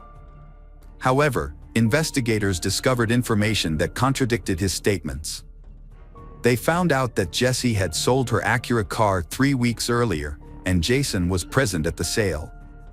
This new information raised suspicions, and investigators questioned Jason again on May 12. When searching his home, police found a plate with a powder substance in the kitchen, which turned out to be cocaine. The investigation then shifted to Jason's garage and the vehicle inside. At first, Jason was unwilling to permit the search, stating that he shared the garage with others and therefore required their consent. However, he eventually dropped his objections. Upon entering the garage, officers noticed a mud-splattered Audi with a detached bumper. They suspected that Jesse's body might be inside the car. Although the vehicle was empty, the smell of decomposition was stronger inside. Police found the broken bumper and what appeared to be blood stains in the trunk. When experts applied a luminol-based substance to the cargo area, it illuminated with a blue light, indicating the presence of blood, likely belonging to the missing woman. Jason claimed he became stuck in the mud while searching for his girlfriend after the car's bumper caught on a bush. Despite this, he maintained that he had no knowledge of her whereabouts. However, he was unable to explain the presence of blood in the car or the controlled substances found in his home. Experts determined that the amount of blood in the trunk suggested that she was likely deceased. As a result, the case was reclassified as a homicide investigation. To prevent the main suspect from fleeing, Jason was detained on charges related to the narcotics found in his home. During interrogation, Jason continued to stick to his story. When shown a photo of his loved one, he refused to provide any explanations, gazing at the picture without emotion and suggesting that he was being framed for a crime he did not commit. Eventually, the suspect was charged with homicide, even though Jesse's body had not been found. The search for her continued, but it was a difficult and time-consuming process in the vast state of Texas, with its many rivers, lakes, fields, and forests, where a body could easily be hidden. 1 year later, Jason was in a Texas jail, still cooperating with the investigation. He revealed 2 key details about the case. Firstly, he claimed Jesse's death was an accident and planned to reveal more in court, hoping the jury would be understanding. This makes it difficult for prosecutors to build a case. Andy Farkas, Jason's defense attorney, is very happy about this. Farkas conducted a mock trial with a panel of outsiders acting as jurors, using the available evidence and Jason's confession. However, the mock trial ended in a not guilty verdict, with 15 out of the mock jurors voting to acquit. Farkas hoped that a real court would also deliver a not guilty verdict if they knew the truth. It was later revealed that Jason himself had provided the anonymous tip about the location of the victim's body, which became another piece of evidence in the investigation. The prosecution proposed a deal to reduce the sentence by half if Jason revealed Jesse's location. After discussing it with his lawyer, Jason agreed, on the condition that the source of the information would remain secret until the trial. The authorities wanted to find Jesse's body so her family could give her a proper burial and say their goodbyes. As time passed, Jesse's father, Gary, became consumed by grief and anger, longing for justice to be served. On May 19th, when Jesse's body was finally discovered, her loved ones were able to mourn her and say goodbye. However, when Gary received the autopsy report, he was shocked and appalled by the state of his daughter's body. She had been wrapped in a sheet and was barely recognizable as a human being, having been discarded like trash. Gary arranged for his daughter's body to be returned to her hometown with the help of his friends and former colleagues, who hired a funeral hearse to transport her. Jesse's family, friends, and acquaintances held a memorial service for her on the beach, where they prayed for her to be found and for justice for her suffering. About 1,000 people attended a memorial service at the First United Methodist Church to honor the victim. The victim's grandmother, Kitty Bardwell, spoke emotionally, saying that if the town could be cleansed by the tears shed for her granddaughter, it would be truly clean. The tragedy drew widespread attention, with many offering condolences to the family and coming forward to support them. Gary found a unique way to cope with his emotions. Gary printed a photo of Jason, attached it to a stump, and hit it with a 12-pound sledgehammer. This unusual form of therapy brought him some small sense of relief. However, Gary continued to struggle, often finding it hard to get out of bed in the morning. He held on to the hope that Jason would be tried and convicted for murdering his daughter. Gary blamed himself for not doing more to protect Jessie, wishing he had convinced her to leave Jason or at least break up with him. Gary remembered a phone call from Jessie, where she admitted he was right about Jason after they had argued and he had kicked her out. She had found temporary shelter with a friend but returned to Jason the next day, giving him another chance. Gary had no choice but to accept his daughter's decision, a choice that would later fill him with regret. When the trial finally began, Gary traveled to Texas, determined to see Jason punished for his crime. Prosecutor Cynthia Walker started her opening statement by describing Jason's personality. Many people saw him as complex and difficult to get along with, and he had few friends because of his long history of substance abuse, which often led to uncontrollable outbursts of anger. It's possible that Jesse was a victim of one of these outbursts. Prosecutor Westwin called some of Jason's former girlfriends to testify. They supported the prosecution's claims about Jason's aggressive behavior, saying they had feared for their lives because of his violent jealousy. Like Jesse, they had been isolated from their friends and family by Jason, who showed clear signs of being manipulative and a pathological liar. In contrast, Jason presented himself as superior to other men, successfully deceiving people. Jason responded quickly to these revelations in court. He said he had started using substances at age 13, influenced by his friends, and had become addicted. Jason Lowe tried to keep his life on track, earning multiple degrees and working for a prestigious global company. He claimed his actions were motivated by a desire to fulfill Jesse's dreams and build a life together out of love. However, the prosecution presented a different image of Jason. They suggested that his behavior was inconsistent with someone grieving the loss of a loved one. The investigation found that Jesse's death occurred between May 1st and May 3rd, likely on the day of a reported argument with Jason that the neighbors, the Jordans, witnessed. After Jesse's death, Jason moved her body to the garage and placed it in the trunk of his car, where it remained for several days. The blood found in the car was confirmed to be Jesse's. Jason later moved her body to a remote farm, hiding it in the nearby woods. The sheet wrapping Jesse's body was identified as part of Jason's bedding set, which was still in use at his home even after her death. Meanwhile, Jason continued to see other women, exchanging messages and intimate photos with them before meeting at his apartment. Jason tried to cope with his emotions by using substances, which he believed made dealing with reality easier. However, his attempt to distract himself was disrupted when detectives discovered his involvement in Jesse's death through a clever tactic. They asked Tommy Jordan, someone Jason knew, to talk to him while being monitored. During this conversation, Jason admitted to making a mistake and feeling guilty about an accident that happened with Jesse, which he attributed to his own negligence. Jason's admission was seen as a confession, and he eventually told the prosecution where Jesse's body was located. At the trial, Jason shared his account of what happened on the night of Jesse's death. He explained that they had taken pills that increased their libido and were intimate in the shower. Jason slipped and fell, followed by Jessie, who hit her head on the bathtub.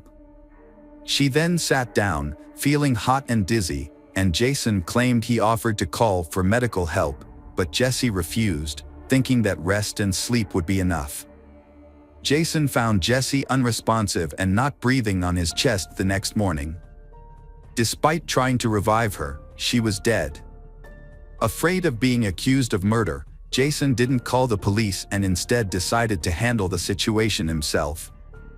He initially left Jessie's body in his car, but later moved it to a remote farm where he carelessly discarded her in a trash pile without a proper burial. However, Jason's story was questionable due to his questionable character and the results of the forensic medical examination. The examination revealed that Jessie had suffered severe head injuries that couldn't have been caused by slaps to the face, suggesting that Jason had tried to cover up evidence of a violent beating. As a result, Jason's entire story was discredited. After deliberating for 6 hours, the jury found him guilty. Judge Scott Becker sentenced Jason to 50 years in prison. Jason's original sentence could have been up to 99 years, but it was reduced due to a deal with the prosecution. As a result, Jason won't be eligible for parole until at least 2041. Gary felt a sense of relief when the verdict was announced, feeling that justice had been served. However, he noticed that Jason showed no remorse for his actions. Interestingly, Jason's ex-girlfriends, including Chrissy Chambers, were present at the trial, with Chambers commenting that if she could give one piece of advice to others in similar situations, it would be to get away as soon as possible. Jason continues to claim that the death was an accident and maintains his innocence to this day. Sadly, Jason's girlfriend, Jessie, had already paid the ultimate price. Jessie grew up with a positive example of male behavior, courtesy of her father Gary, but tragically discovered Jason's darker side too late. This experience serves as a warning that some men can be deceiving, manipulative, hiding behind a charming exterior. Hello friends, welcome to our channel. Today we're going to take a look at another horrible case with you, the case of Vicki Roberts. Vicki Roberts was born in September 1984 in northwest England, where she was raised in a traditional and devoutly religious family. She was the younger of 2 daughters and was raised with strong Christian values. She attended a Christian school, where she also developed her musical talents and sang in the choir. Those who knew Vicki described her as a kind, friendly, and helpful person who was always willing to lend a hand. After completing high school, Vicki enrolled in university and took a part-time job at an IKEA store to support herself. It was there that she met Michael Roberts, and their initial friendship eventually blossomed into a romantic relationship. Michael was only a year older than her. Like Vicki, Michael balanced his studies with a part-time job at IKEA and made time for sports. He was also careful about his appearance and made a good impression on those around him. Vicki was initially put off by Michael's bold and outgoing personality, but she soon found herself developing strong romantic feelings for him. Michael was born in June 1983 in Warrington, Cheshire, to a family of modest means. His father was a successful chemical engineer who expected a lot from his 2 sons, particularly Michael, the eldest. As a result, Michael grew up with high ambitions and a strong sense of purpose. He was a diligent student and developed into a driven and accomplished individual. Michael was a social butterfly with many friends and was often the life of the party. However, he took the most pride on the love front. With his good looks, sense of humor, and charming personality, Michael was a catch. He was also intelligent and well-read, able to hold his own in conversations on a wide range of topics. Michael's parents had instilled in him the idea that he was exceptional, praising his intelligence, beauty, and potential for success. However, this upbringing may have also fostered narcissistic tendencies. Despite this, Michael felt a deep-seated need to live up to his parents' expectations and be the perfect son, driving him to strive for their approval.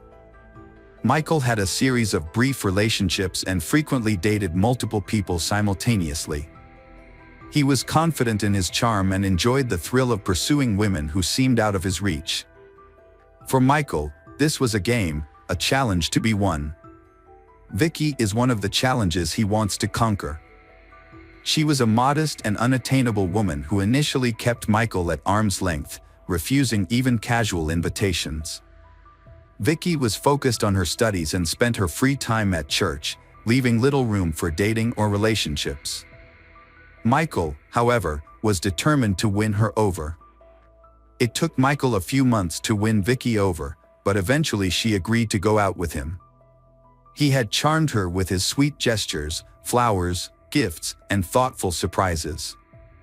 He even invited her to meet his parents, who immediately took a liking to her and approved of their son's choice. Vicky was convinced that Michael was genuinely interested in her, so she gave in to his advances. He became her first serious partner, and she felt truly happy when she was with him.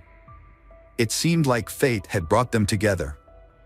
Michael also appeared to be in love and ready to settle down, but their happiness was short-lived. From the outside, their relationship seemed perfect. They were both young, attractive, and full of energy and ambition, with big plans for the future. Vicky soon discovered that Michael had a strong and adventurous approach to sex, with a high sex drive and a desire to try new things in the bedroom.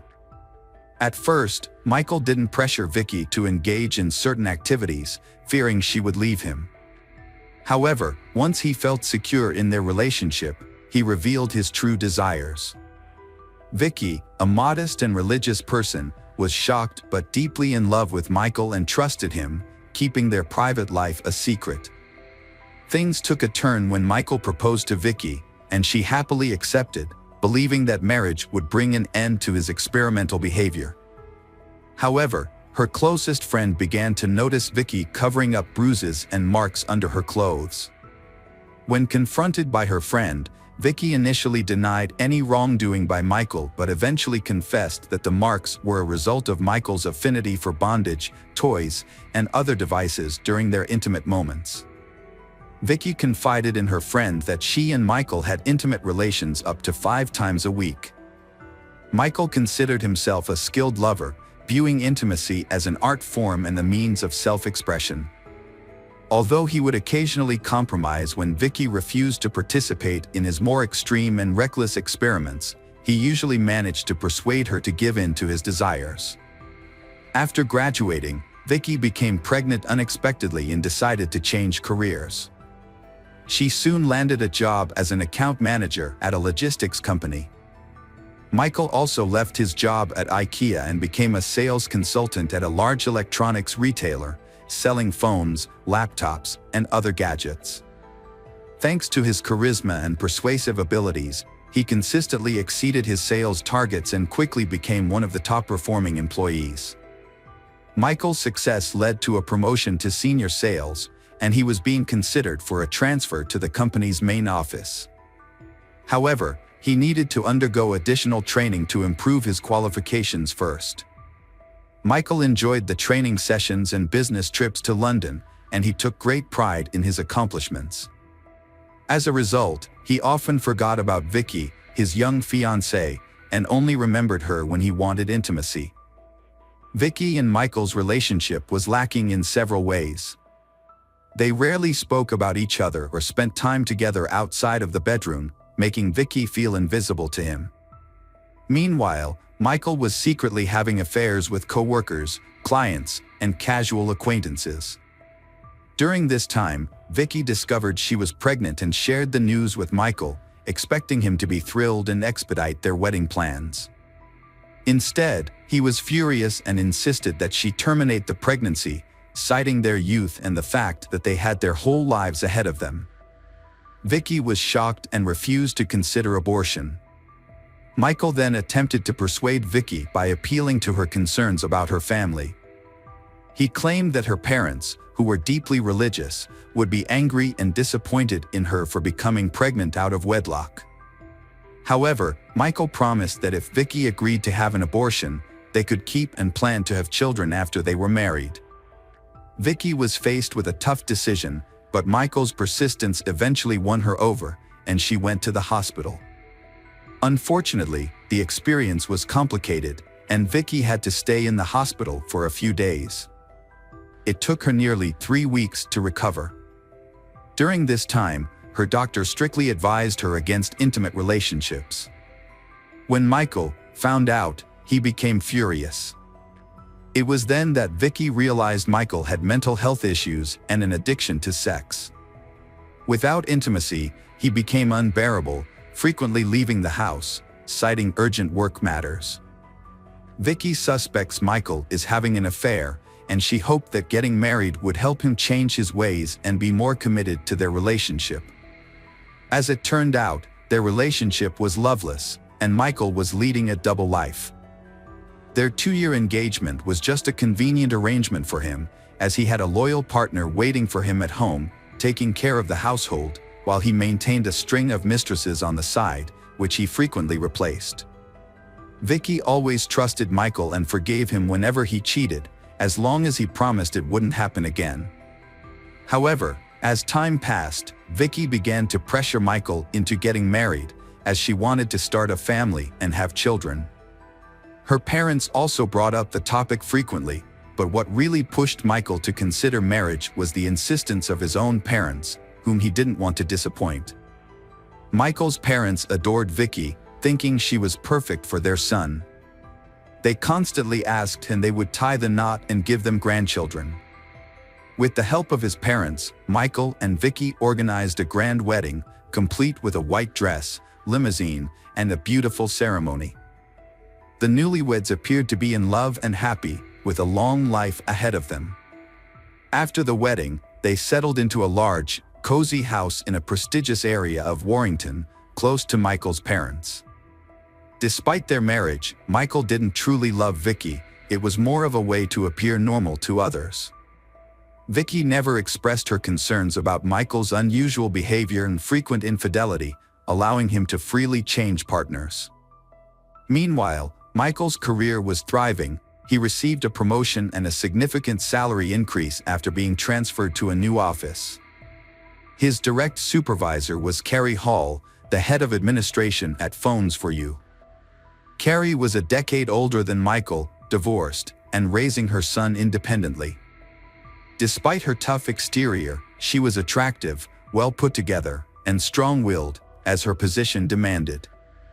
For a while, she ignored Michael's subtle advances, but to him, her indifference was a signal to take action. Michael set out to win over Carrie, using his natural charm and eloquence to capture her attention. After about a month, Carrie reciprocated his interest, and they began a regular affair, meeting in hotel rooms. Their relationship was intense and passionate, with a focus on experimentation and exploration. Carrie, a confident and mature woman, was flattered by the attention of the younger Michael. She was aware that Michael was unlikely to end his marriage for her. Michael, on the other hand, was eager to explore his desires with Carrie, which he felt he couldn't express with his wife. He would often lie to his wife about working late or attending corporate events, while confiding in Carrie about his unhappy marriage and his desire to divorce. However, he never made any concrete moves to end his marriage. The affair lasted for over a year, with Carrie seemingly content with the arrangement. She made no demands for Michael to leave his wife and was satisfied with their clandestine meetings and the excitement they brought. Carrie's behavior changed as she started dressing more conservatively, covering her body with long sleeves and high-necked clothing, a departure from her usual style that highlighted her athletic build. Carrie confided in her close friend about her lover Michael's extreme intimate experiments, which often crossed a line. She showed her friend the evidence, a bite mark on her chest and bruises on her neck from his intense grip. There were also marks on her wrists from the ropes he used to tie her up, giving him complete control. The friend was alarmed and urged Carrie to report the incidents to the police, but Carrie refused, explaining that the acts were consensual and Michael usually warned her about what he was going to do. However, the intensity of the experiences often got out of hand. For instance, Michael enjoyed choking his partner, claiming it would enhance the experience, but there were times when Carrie lost consciousness due to his excessive enthusiasm. Carrie's friend was fearful of Michael's strangulation games, but Carrie consistently gave in to his persuasion, believing that he would eventually stop or that she would become desensitized to the experience. Sadly, neither Carrie nor any of Michael's mistresses made any attempt to stop his cruel and painful experiments. Vicky had suspicions about her Michael's infidelity even before they got married. She believed that her love and care could change him and make him a devoted family man. However, after the wedding, his cheating continued and even worsened. When Michael denied his infidelity, Vicky decided to investigate on her own. One night, while Michael was asleep, Vicky checked his phone and found numerous intimate conversations with other women, including Carrie. She was shocked to discover that Michael had exchanged explicit photos with some of these women. The discovery was devastating for Vicky, and she packed her bags and temporarily moved in with a friend. Vicky kept her situation a secret from her family, fearing their reaction. She was afraid that her religious relatives would pressure her to get a divorce if they found out about Michael's adultery. Despite her heartbreak, Vicky still loved Michael and didn't want to give up on their marriage.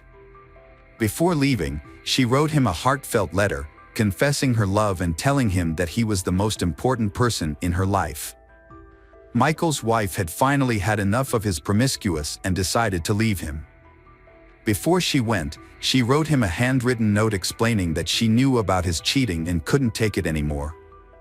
She left the note on the refrigerator and gave him time to think about his actions, but made it clear that she wouldn't file for divorce just yet.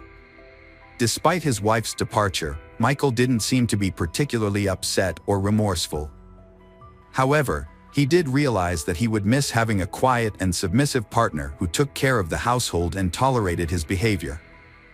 He decided to try to win her back and followed her to her friend's house, bringing a large bouquet of flowers. He apologized and begged her to return, promising to be faithful from then on.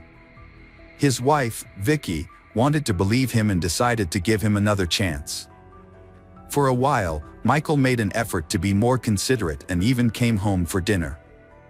He deleted his correspondence with his mistress, Carrie, and changed his social media password to avoid suspicion.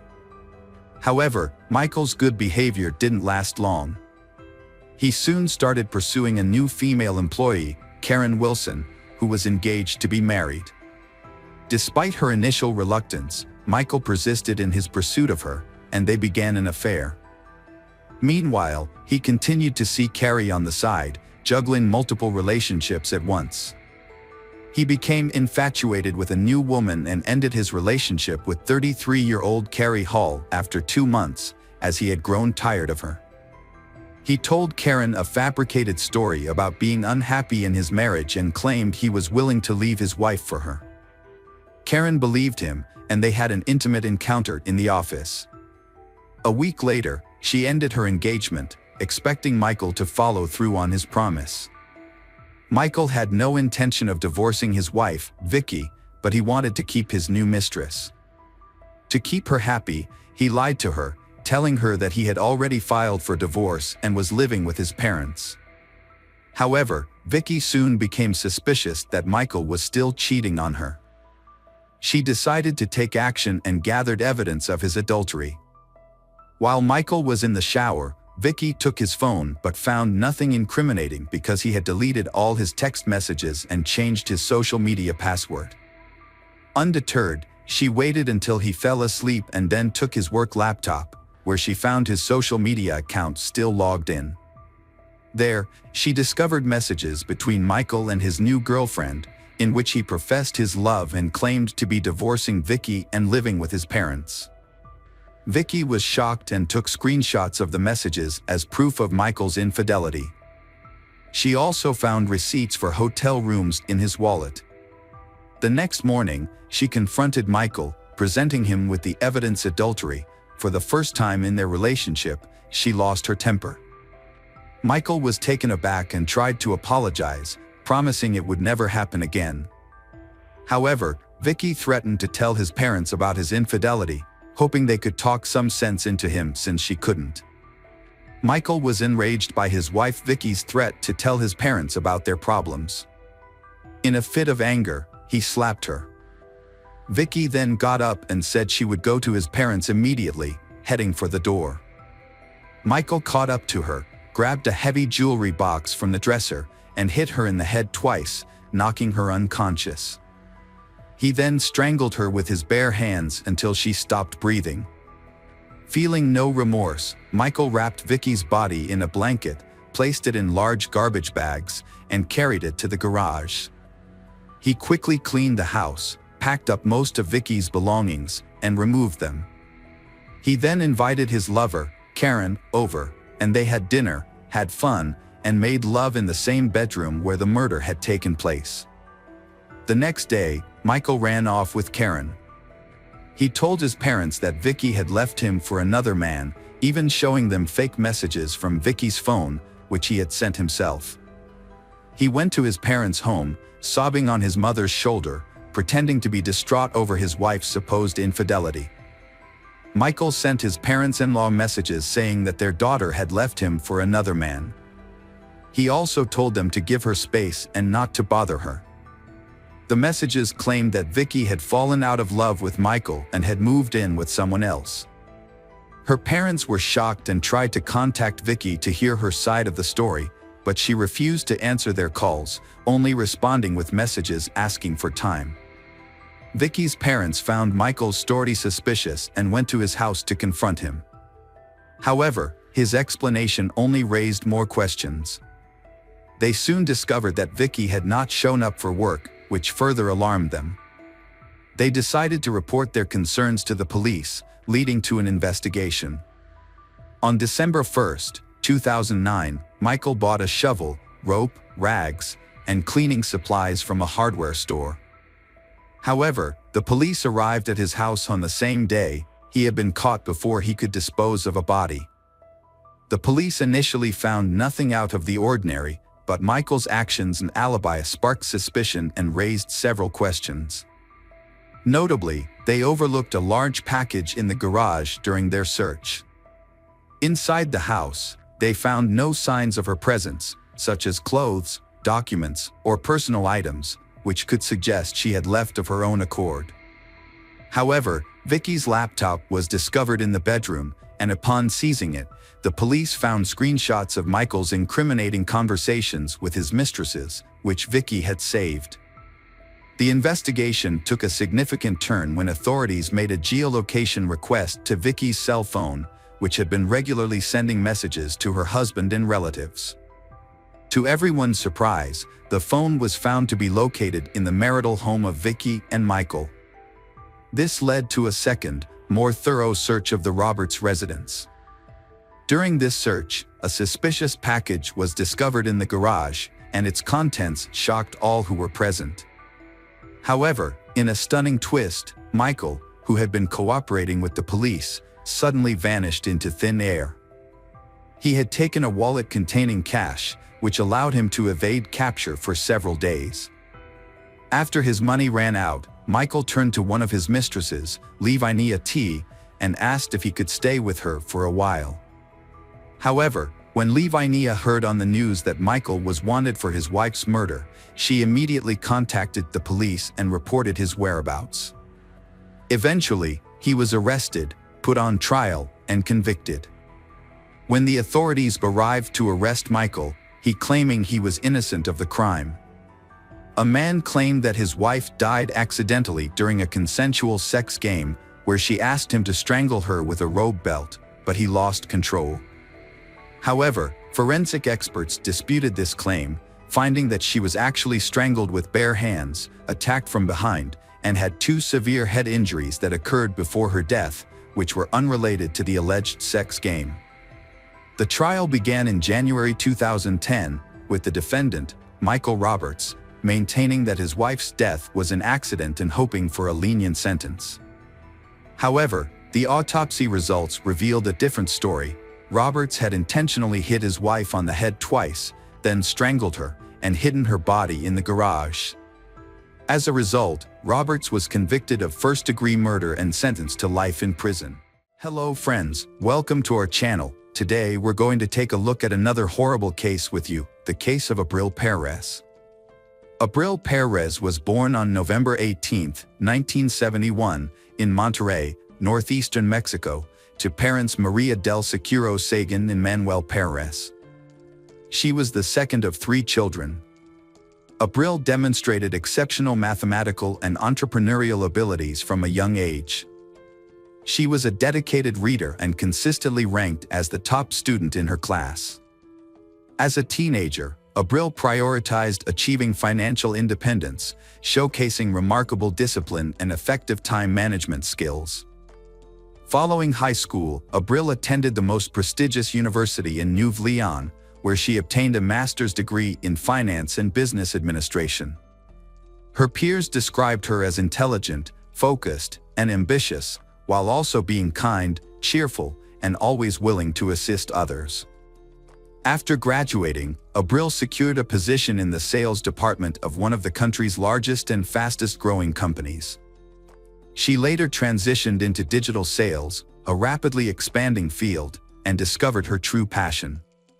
Abril quickly rose through the ranks and became the executive director of the company within 2 years. Abril was a young, beautiful, and successful woman who was rapidly achieving her life goals. She had built a stellar career, supported her family, and had big plans for the future. However, her personal life was still unfulfilled, which worried her loved ones. Despite this, Abril was confident that she would find true love and live a long, happy life. But she had no idea how her future marriage to the seemingly perfect man would turn out. That man was one Carlos Garcia Sanchez, whom she met in the mid-1990s when her career was taking off. Juan Carlos was just 3 years older than Abril and shared her ambitious drive, which drew her to him. He, in turn, was captivated by her stunning looks, charming personality, kind heart, bright smile, sharp intellect, and remarkable determination. Juan Carlos graduated from a prestigious science and technology university, where he excelled in economics and trade. He then continued his studies at Harvard University in the United States. After returning to Mexico, he built a successful career in the emerging field of e-commerce. Juan Carlos and Abril met at a conference on the latest financial technologies. Their companies collaborated on several projects, allowing them to cross paths multiple times. Eventually, Juan Carlos realized he had developed feelings for Abril, who was intelligent and beautiful. He obtained her phone number through mutual acquaintances and asked her out on a date. Abril was also attracted to Juan Carlos, finding him to be educated, elegant, and engaging in conversation on a wide range of topics. Their relationship progressed rapidly, and by 1998, they decided to get married. At that point, they had both achieved significant success in their careers and were working on developing online stores, a field with great potential. Their life seemed like a fairy tale, inspiring envy and admiration from those around them. However, surface of their perfect family, there were some dark secrets. It wasn't until 2001, 3 years after their wedding, that they had their first child, a daughter named Anna Cecilia. The arrival of their child marked a new chapter in their lives. Her husband appeared happy, showing their newborn daughter love and admiration. 2 years later, Abril gave birth to a son, named Juan Carlos Jr., after his father. 2 more years passed, and the family had another child, a boy named Julio Andres. Despite having 3 young children, Abril hardly took any time off work and managed to balance parenting with career advancement. She made homemade meals, helped with schoolwork, took the children to sports activities, and aimed to be both a perfect mother and their best friend. Outwardly, the Perez-Sanchez family seemed perfect, wealthy, successful, with 3 lovely children, and everything they could want. However, their home life remained a secret, even from their closest relatives, for a long time. In the early years of their relationship, Juan Carlos revealed his true personality to Abril. He had a short temper, was aggressive, and had a tendency to be overly harsh, refusing to compromise and insisting that everything be done his way. Initially, Abril was in love and believed that as time passed, Juan Carlos's rough edges would smooth out. Their shared projects brought them together, and their collaboration led to significant accomplishments, including financial success. However, as the years went by, Juan Carlos's irritability grew, and verbal arguments escalated into physical confrontations. Following the birth of their first daughter, he made a brief effort to control his emotions, but this change was short-lived. A similar attempt was made after the birth of their eldest son, but by the time their 3rd child arrived, Juan Carlos no longer made any effort to be a good father or husband. Juan Carlos frequently directed his anger and frustration at Abril and disregarding her emotional well-being. He would insult and belittle her, the mother of his children, and seemed to feel better when she cried. He regularly physically harmed her, doing so in a way that left no visible marks, allowing her to hide the bruises with clothing or makeup. His goal was to maintain his reputation as a model family man, loving husband, and father. Abril kept quiet about the abuse for years, not even telling her sister and mother about the ongoing situation. She earned a good income and could have raised the children on her own, providing them with a good education and stable upbringing. However, her husband was wealthy and influential, and she knew he could use the courts to take the children away from her. Knowing Juan Carlos's true nature, Abril couldn't bear the thought of her children being left alone with him, as she considered him a monster capable of anything. When the family's situation reached a boiling point, what was once considered an ideal household now raised suspicions that something was terribly wrong. Abril was not just subdued, but deeply distressed and visibly struggling. She had lost weight, slept poorly, and frequently had bruises on her face and body that were becoming harder to hide and explain. Despite this, Juan Carlos appeared calm and confident in public, pretending that everything was fine. He played the role of a loving and caring husband, interacting with Abril politely and affectionately. However, at home, he transformed into a menacing figure. Despite loved ones urging Abril to divorce him, she insisted that everything was fine and that she could handle the problems with her husband on her own. 2014 marked the peak of Juan Carlos' career when he became the head of a major trading company, making him one of the most influential people in his field. Following this promotion, his family relocated to Mexico City, settling into a large house in one of the capital's upscale neighborhoods. Their children began attending an elite private school. Abril had genuinely hoped that this change of environment would improve their relationship. However, contrary to her expectations, the abuse continued. Juan Carlos often persisted in physically and verbally abusing his wife in front of their children. He increasingly accused her of infidelity without any basis for his claims. Whenever she tried to defend herself, he would resort to physical violence, insisting he would find evidence of her supposed disloyalty. Juan Carlos monitored her phone and emails, forbade her from using social media, and when finding no evidence, he hiring a private detective to follow her and photograph any men who came near her. For 4 years, she tried every possible way to save her marriage. Despite her efforts, her husband's behavior became increasingly unbearable, creating a never-ending nightmare for her. To outsiders, however, their union appeared happy and successful, even enviable, due to her husband's wealth, influence, and seemingly caring nature. In 2018, the Juan Carlos and Abril visited to the Abril's family. During this trip, Juan Carlos treated his wife poorly in front of her parents, who were deeply disturbed by what they saw. This incident marked a turning point for Abril, and she realized that she could no longer continue living this way. She informed her husband that she would file for divorce as soon as they returned to Mexico City. Hearing this, Juan Carlos became enraged, grabbed her throat, and squeezed it so tightly that she nearly lost consciousness. Fortunately, her mother, Maria del Soro, entered the room and raised the alarm, preventing a tragedy. When the family returned to their home in the capital, Abril prepared for divorce and moved from the marital bedroom to a small guest room. However, this did not keep her safe from her husband's abuse. On January 4th, while Abril was still asleep, her husband entered the room holding a baseball bat. He struck her hard on the head and was about to swing again. Half awake, Abril barely understood what was happening, but she managed to roll off the bed just in time, saving her own life. She began to scream, and the children ran into the room, having heard the noise. The youngest son shielded his mother with his body, while the eldest son took the bat away from his father.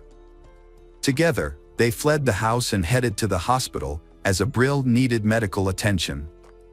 Doctors diagnosed Abril with a severe concussion and a deep laceration above her eyebrow that required stitches.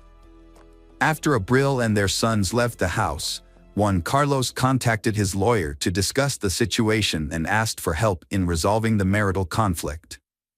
However, Juan Carlos also posted on social media, accusing his wife of betraying him by being unfaithful and planning to leave him for another man, taking their children and attempting to claim all their jointly acquired assets. Additionally, Juan Carlos claimed that Abril had stolen all the money from their home safe and had injured him with a knife when he tried to stop her. He posted photos of a bloodied knife and brown stains on the floor as evidence. However, the blood on the floor actually belonged to Abril from her own injury, and the knife photo was taken from the internet. Despite the fabrication, Juan Carlos's friends believed his story and actively shared and reposted his account on their social media pages, calling for widespread attention to this supposedly egregious case. Juan Carlos's attempt to kill Abril prompted her to take swift action. From her hospital bed, she filed a police report against him, accusing him of trying to take her life. After her release from the hospital, Abril packed up her 2 young sons and left the family home. Her oldest child, who was attending college in a nearby city, also condemned his father's violent actions. While waiting for justice, she started providing online support and consultations to women who were going through similar experiences. She also planned to open a center that would offer psychological and legal help to victims of domestic violence who had been failed by the justice system. It wasn't until 8.5 months after the incident, in September 2019, that Juan Carlos was finally arrested and charged with inflicting bodily harm and attempting to kill his wife.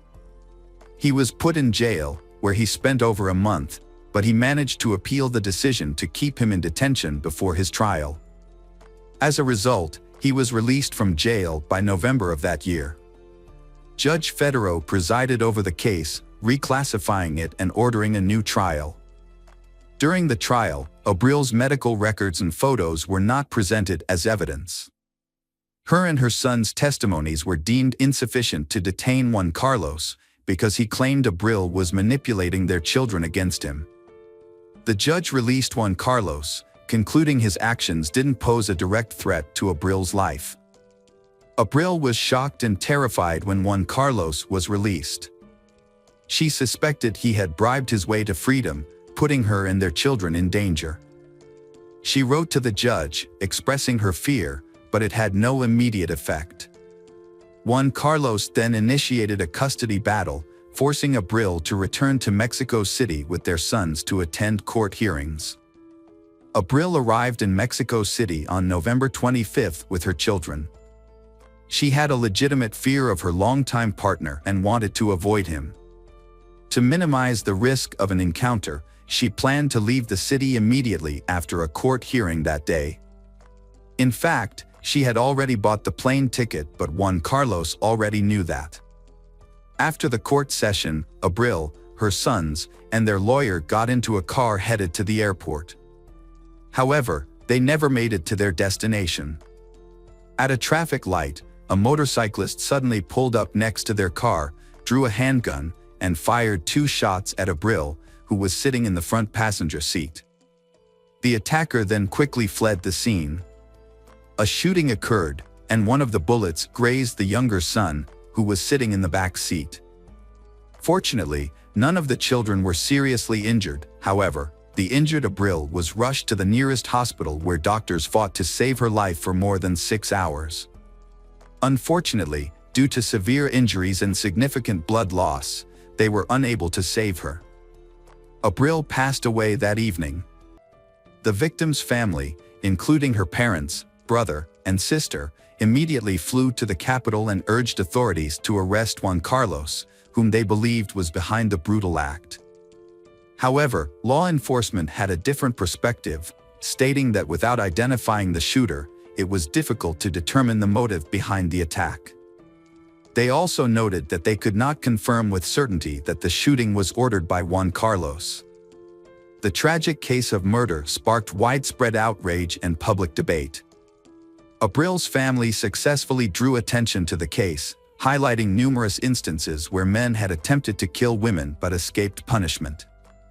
In response to the public outcry, the Mexican General Prosecutor's Office launched a new investigation into the suspect, Juan Carlos Sanchez, and also examined the actions of the judges who had previously released him. The judges who had released Juan Carlos could face consequences for their role in the Abril death if his guilt was proven. Juan Carlos took to social media to demand justice for his former wife's murder. However, his daughter, Ana Cecilia, accused him of cruelty and shared photos of her mother's hospitalization after Juan Carlos had attacked her with a bat, contradicting her father's claims that he would never harm her mother. Despite the media attention surrounding the case, he was initially allowed to remain free during the investigation. However, he was required to check in with the police weekly and was placed under a restraining order. When he failed to appear at the scheduled time, a warrant was issued for his arrest for violating the order. As expected, Juan Carlos could not be found, and it was later discovered that he had used his wealth and connections to quickly leave the country and enter the United States. Mexican authorities contacted Interpol, reporting Juan Carlos as a fugitive accused of a serious crime, and he was subsequently declared wanted worldwide. Meanwhile, efforts were underway to locate criminals in Abril's assassination. Surveillance footage from street cameras revealed that the motorcyclist who committed the crime was not alone. 2 vehicles were seen following the car carrying Abril. The motorcyclist appeared to be in constant communication with the occupants of these vehicles, receiving directions and instructions. After several months of investigation, some of the participants were identified, and on March 5, 2020, 2 suspects were arrested in connection with the case. To everyone's surprise, the suspects did not resist arrest and quickly began cooperating with authorities, hoping to receive lighter sentences. It was confirmed that Juan Carlos was the mastermind behind the crime, and he had paid a significant amount of money to individuals who were directly involved in the crime. The first to be caught were the driver of one of the getaway cars and the motorcyclist who fired the fatal shots. It was discovered that while Juan Carlos was in prison, he had hired 2 experienced criminals to act as his personal bodyguards. One of these bodyguards was released from prison a week before Juan Carlos, and the other was released several days after him. After being released from prison, Juan Carlos reconnected with his accomplices and asked them to recruit trustworthy individuals to help carry out the murder of a person in exchange for a large sum of money. Once all participants were in place, Juan Carlos provided detailed instructions about the intended victim's travel schedule and mode of transportation. However, luring his former wife to Mexico City proved to be a challenge. Juan Carlos used coercion, threatening to take their children unless she attended a court appearance. Despite attending the court date, his ex-wife intended to return to Monterrey on the same day, which Juan Carlos knew about through his sources. 3 more individuals involved in the conspiracy were arrested in late October 2020. Initially, they were taken into custody on suspicion of distributing controlled substances, but further investigation at the police station revealed their potential connection to the high-profile crime. The arrested individuals were part of a major drug trafficking gang led by Balto, who had previously served time with Juan Carlos and offered him protection. In exchange for a significant reward, Balto agreed to help Juan Carlos eliminate his ex-wife. A few weeks later, in November 2020, Maldonado, an individual involved in the case, was also arrested. During his testimony, he confirmed that Juan Carlos had sought out reliable individuals to kill his ex-wife and that he had agreed to assist in exchange for a substantial reward. The investigation confirmed that Juan Carlos was the mastermind behind the crime. His earlier attack on Abril with a stick was reclassified as an attempted murder. As a result, the court issued an arrest warrant for Juan Carlos on charges of femicide. However, his location remained unknown. By spring 2021, the remaining suspects involved in the murder of Abril were apprehended.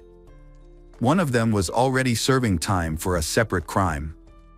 The searches also led to the discovery of the gun used to kill Abril.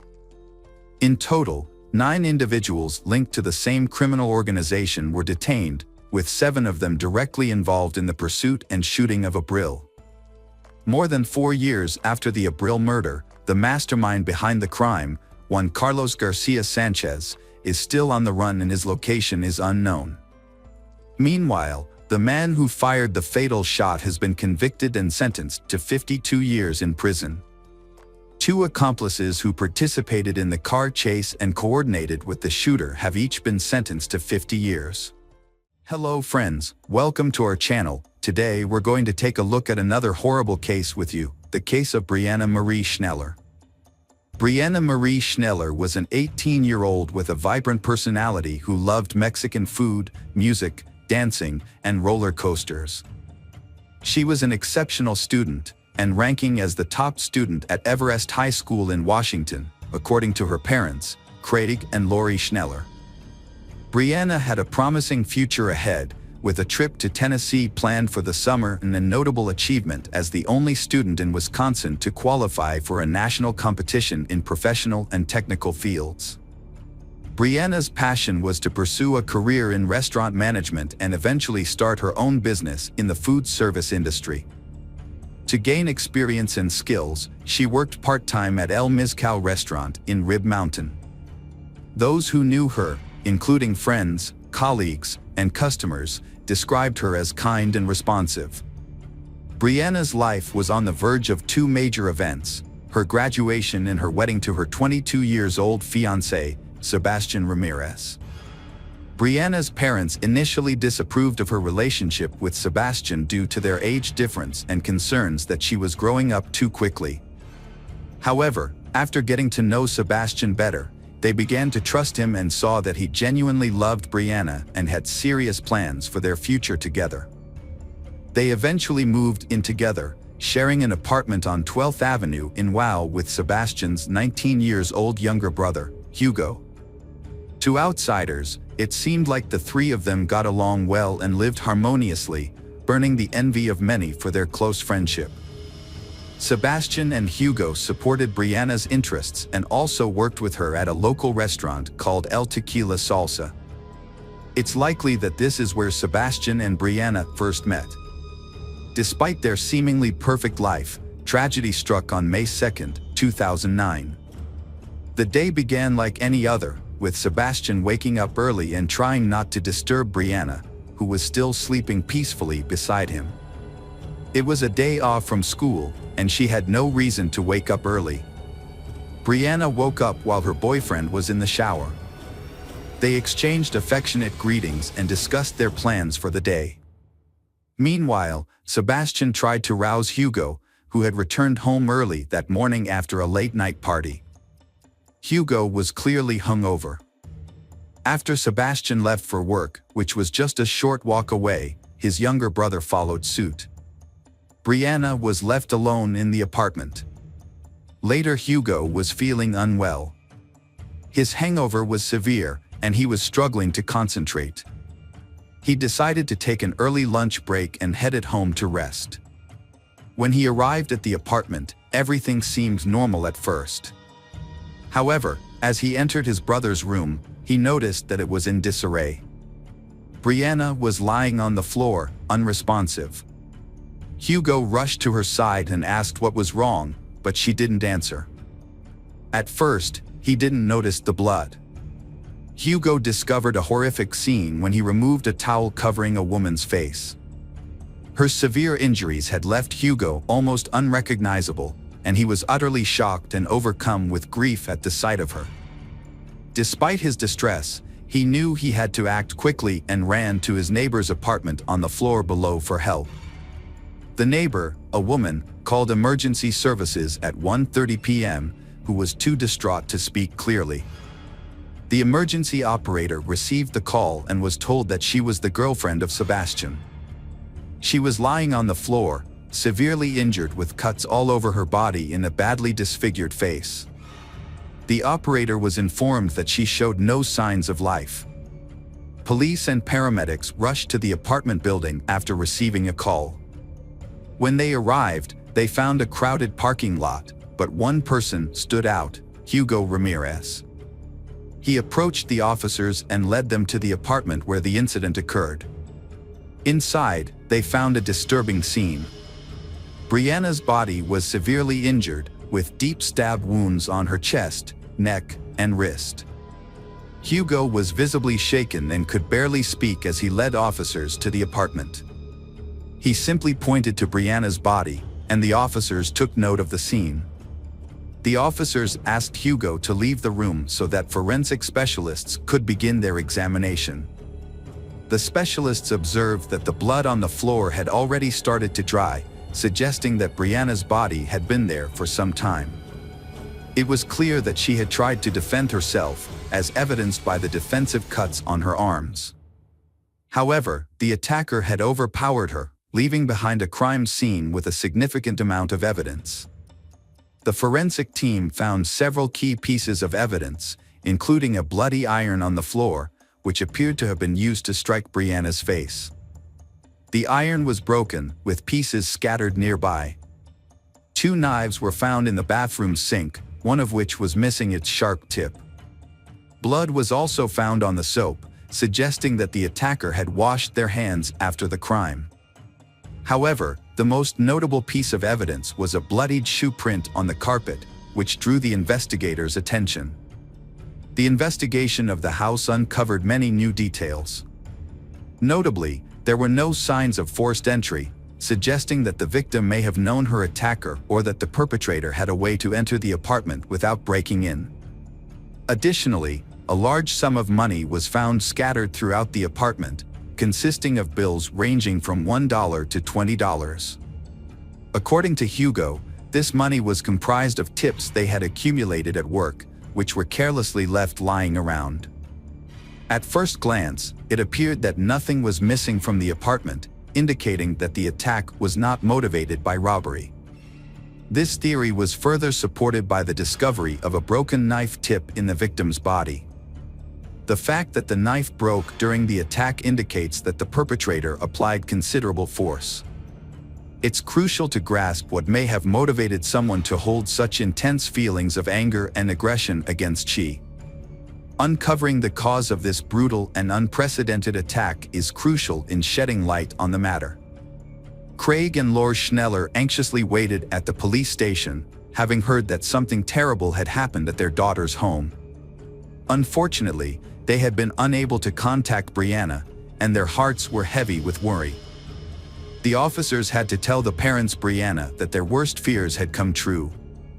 The news was devastating. Their daughter, Brianna, had passed away. The loss of a child is one of the greatest sorrows a parent can experience, and for the Schnellers, it was a life-altering moment. To confirm the identity, the authorities showed them photographs of Brianna, but only those that clearly showed her face, as some of the other images were too graphic. After confirming the tragic news, the Schnellers were in shock. With the help of a psychologist, they were able to compose themselves and answer questions from the police. They were eager to assist in the investigation and help catch the person responsible. The Schnellers provided as much information as they could about their daughter's life, but they insisted that she had no known enemies. They also revealed that Brianna's mother had been the last person she had spoken to that morning. Her mother, Craig, took Brianna's car to the repair shop and messaged her daughter around 10 a.m. to let her know. Brianna replied to the message. The investigation shows that the tragedy occurred at a point in time that was after they sent messages to each other and before Hugo's arrival. As part of their inquiry, detectives first interviewed the Ramirez brothers, Sebastian and Hugo, questioning them separately. Sebastian, Brianna's fiancé, stated that he woke up at 9:15 a.m., had a brief conversation with Brianna while getting ready for work, and then woke up his brother, Hugo. Around 10:15 a.m. Sebastian claimed he was already at the restaurant when he received a phone call informing him about the incident. Hugo's account corroborated Sebastian's, saying he left the house around 10:15 a.m., shortly after his brother. He returned home at 1:20 p.m. due to feeling unwell and wanting to rest. When Hugo found Brianna's body, his reported illness and fatigue vanished almost instantly. The events that followed were a daze. He was so shocked that he couldn't think clearly about how to respond. His mind went blank, and his hands shook uncontrollably, prompting him to seek help from a neighbor. The Ramirez brothers' accounts were believable, and their distress seemed authentic. Nevertheless, the police had seen convincing performances before, so they needed concrete evidence to confirm their innocence. It was possible that one of the brothers was involved in the crime, and the other was covering for him. To investigate this, detectives asked about their relationships with each other. Sebastian expressed his love for Brianna and his excitement for their upcoming wedding. Hugo was questioned about whether he had any issues with Brianna or if they had argued, but he denied it.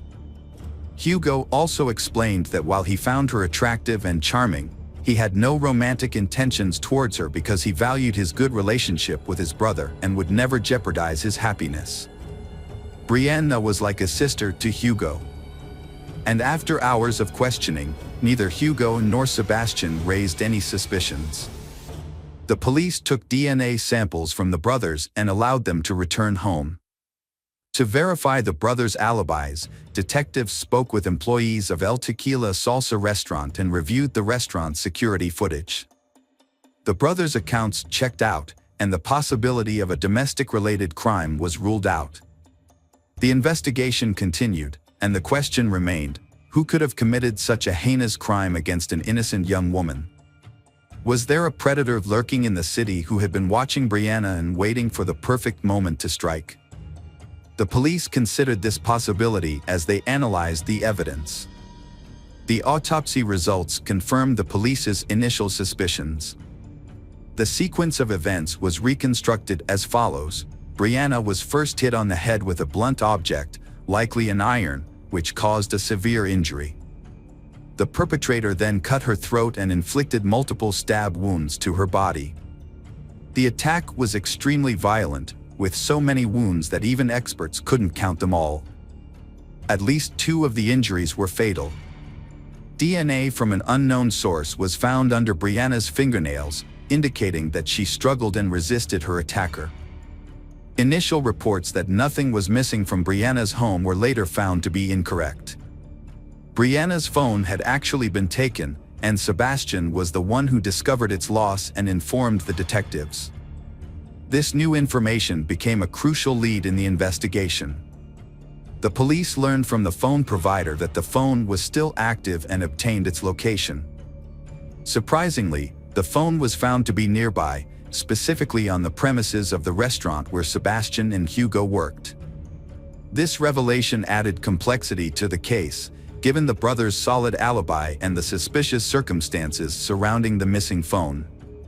The detectives rushed to the location and found that the phone's coordinates led them to the parking lot of a shopping center that housed the restaurant. A search of the area revealed that the phone was likely in one of the trash bins. After a brief search, a plastic takeout bag with the logo of El Tequila Salsa was found in a container. Inside the bag were the victim's phone, 2 mismatched gloves, and a pair of women's underwear. One of the gloves had a blood stain. The bag and its contents were sent to the lab for further analysis, which could potentially yield fingerprints or DNA from the perpetrator. After seeing a photo of the bag's contents, Sebastian identified his girlfriend's underwear. The police then questioned the restaurant staff multiple times. On May 5th, they asked everyone to provide a DNA sample and checked for any scratches or injuries. They also carefully reviewed all the surveillance footage, both inside and outside the building and nearby businesses. The police had a challenging task to figure out who had thrown away the bag. A kitchen worker initially caught the investigators' attention because he arrived late to work after Brianna had already been found lifeless. However, he had a solid alibi. He had been pulled over for speeding on his way to the restaurant. Reviewing the security footage was crucial to the investigation, which led them to another suspect, Raul Ponce Rocha, the 24-year-old kitchen manager. On the day of the crime, Raul left the building at 10:18 a.m. wearing a brown hoodie and returned 35 minutes later, at 10:53 a.m., without it. When questioned, Raul explained that he had gone to pick up his friend Luciano, a dishwasher at the restaurant, who lived in the same building as Brianna and her colleagues. Raul claimed the trip took about 20 minutes, but there was a 15-minute gap in his timeline that he refused to explain. Luciano corroborated Raul's story, stating they drove straight to work without stopping. Nevertheless, the detectives remained skeptical about the unaccounted 15 minutes and Raul's suspicious behavior. Raul Ponce Rocha, the manager of El Tequila Salsa, had raised suspicions due to the cuts on his hands, which he claimed were from working with knives. However, there was not enough evidence to detain him at that point. Further investigation revealed that on May 2nd at 1:16 p.m., a single employee had exited the back door of the restaurant, and at the same time, only one person had approached the trash bins. This led to the quick identification of the suspect, who was surprisingly Raul Ponce Rocha, not Sebastian or Hugo Ramirez as initially suspected. A search warrant was obtained for Raul's home, and the search uncovered some peculiar items. Under his mattress, investigators found 4 pairs of women's underwear, several adult videos, a brown hoodie, and a glove similar to the one found in the trash bin. On the same day, Raul's DNA samples were sent for comparison with those found on the plastic bag, and a strand of female hair found on his clothing was also analyzed. All the evidence pointed to Brianna. It was only a matter of time before the test results confirmed the match. Raul was eventually arrested on suspicion of first-degree murder. Sebastian was stunned when he learned that a suspect had been identified in the brutal crime.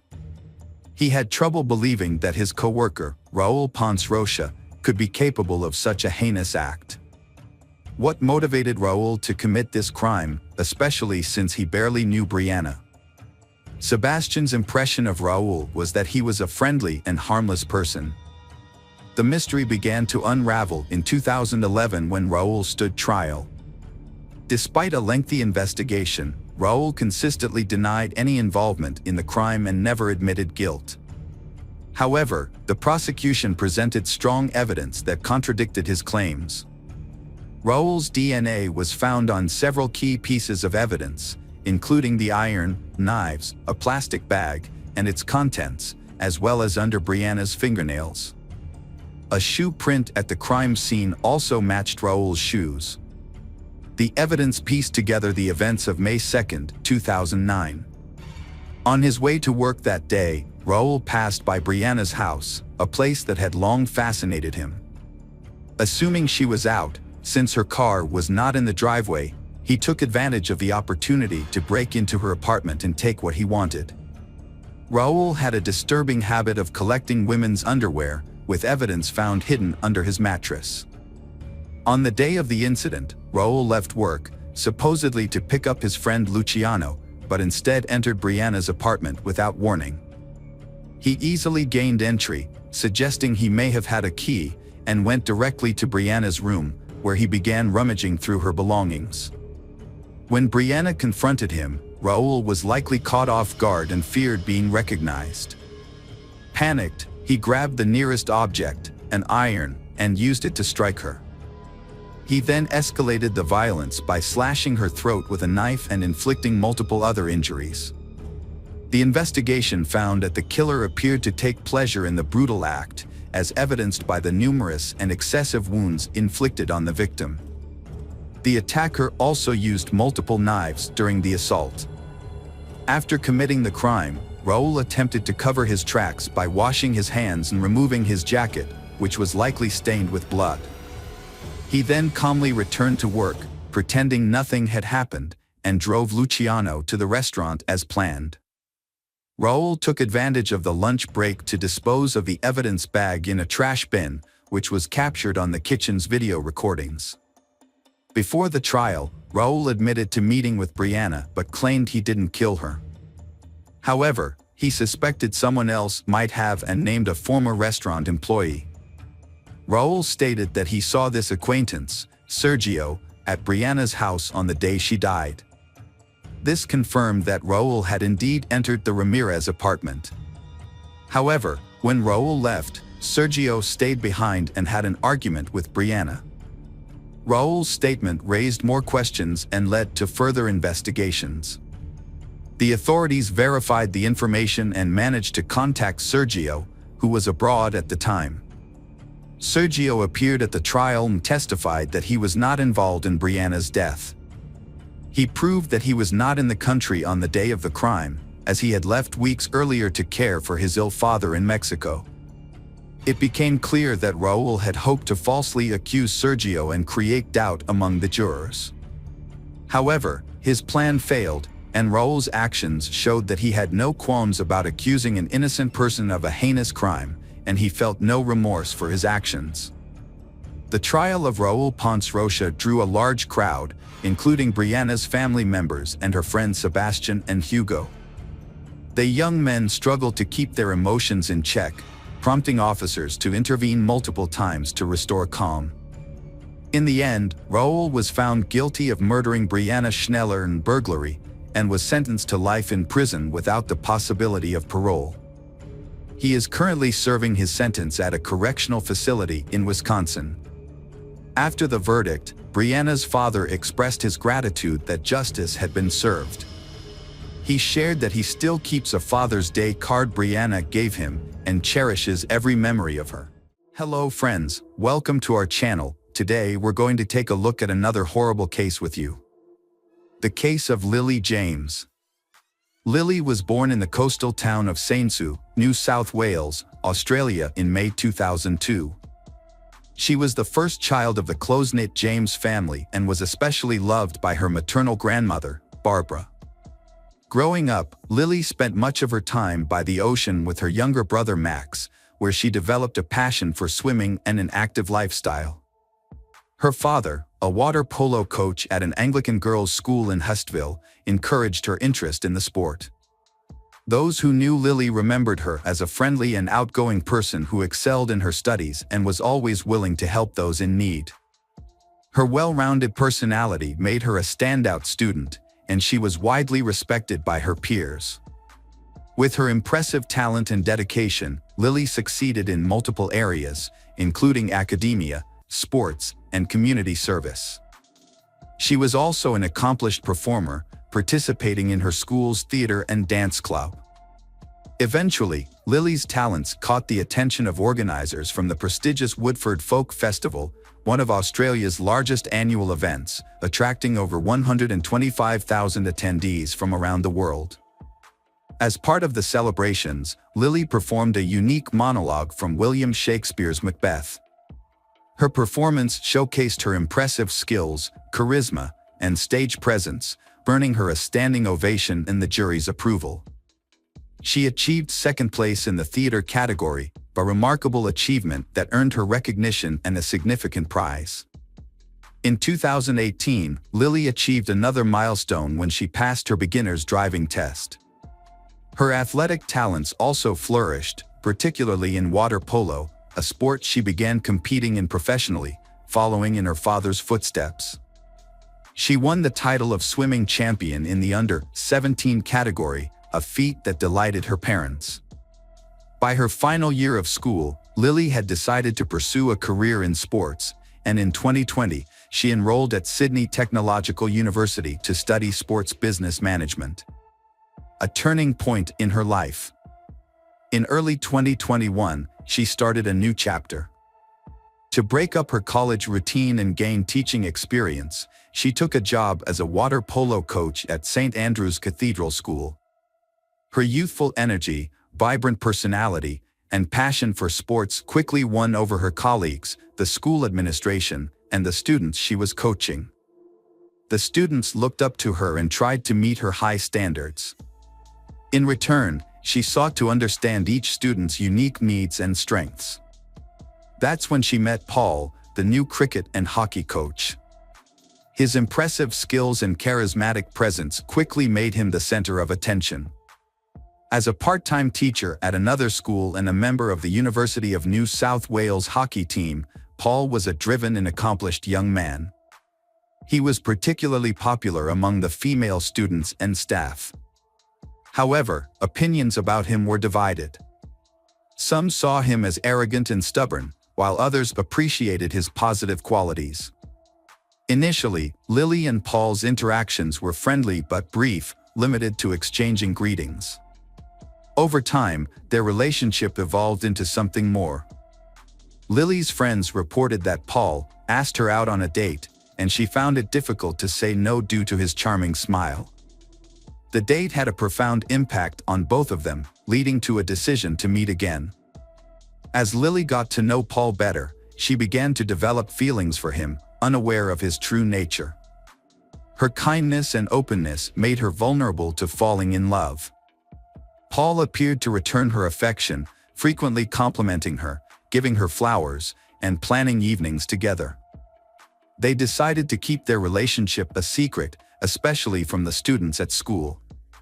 Lily and her boyfriend, Paul, had agreed to keep their relationship private, adhering to the school's policy and Lily's personal preference for discretion. However, as time passed, rumors about their relationship began to circulate, evolving from hushed whispers to open discussions. When Lily discovered that Paul was the one who had revealed their relationship, she felt deeply hurt and betrayed. Paul's portrayal of her had also led to criticism and judgment from others, causing Lily to feel humiliated. As a result, she confronted Paul about his actions and ended their relationship. Despite Paul's subsequent attempts to apologize and reconcile, Lily remained resolute in her decision. She took some comfort in the fact that their relationship had been brief, allowing her to see Paul's true nature before things escalated further. Paul was born in 1999 in the Netherlands to a wealthy and influential family. When his father's job required a relocation to Australia in 2015, Paul and his family made the move. As an only child, Paul received excessive attention and care from his parents, which significantly contributed to his character development. Unfortunately, this upbringing led to Paul growing up with an entitled and self-centered attitude. Paul was a high-achieving student who excelled academically, athletically, and was physically fit. After moving to a new location, he attended St. Andrew's Cathedral School, where he joined the cricket team and quickly gained recognition and respect from his peers for his exceptional skills. He eventually became the team captain and actively participated in organizing extracurricular activities and festivals. While he was well-liked by many, particularly they who found him charming, some of his male peers were put off by his confidence and boasts about his ability to win over any girl. Despite this, Paul's charm and charisma earned him many admirers. After graduating in 2017, the school administration offered him a position as an assistant coach for cricket and hockey, which he gladly accepted. He quickly took on a leadership role and successfully managed these sections, feeling confident in his abilities. However, by early 2018, he surprisingly resigned and returned home with his family, citing unknown reasons for his departure. Back home, Paul decided to further his education and earned a master's degree in sports management. Paul had a conversation with old friends and mentioned that he had improved his coaching skills, which led to a job offer from his former employer. He returned to Australia and started working at the familiar school in early 2020.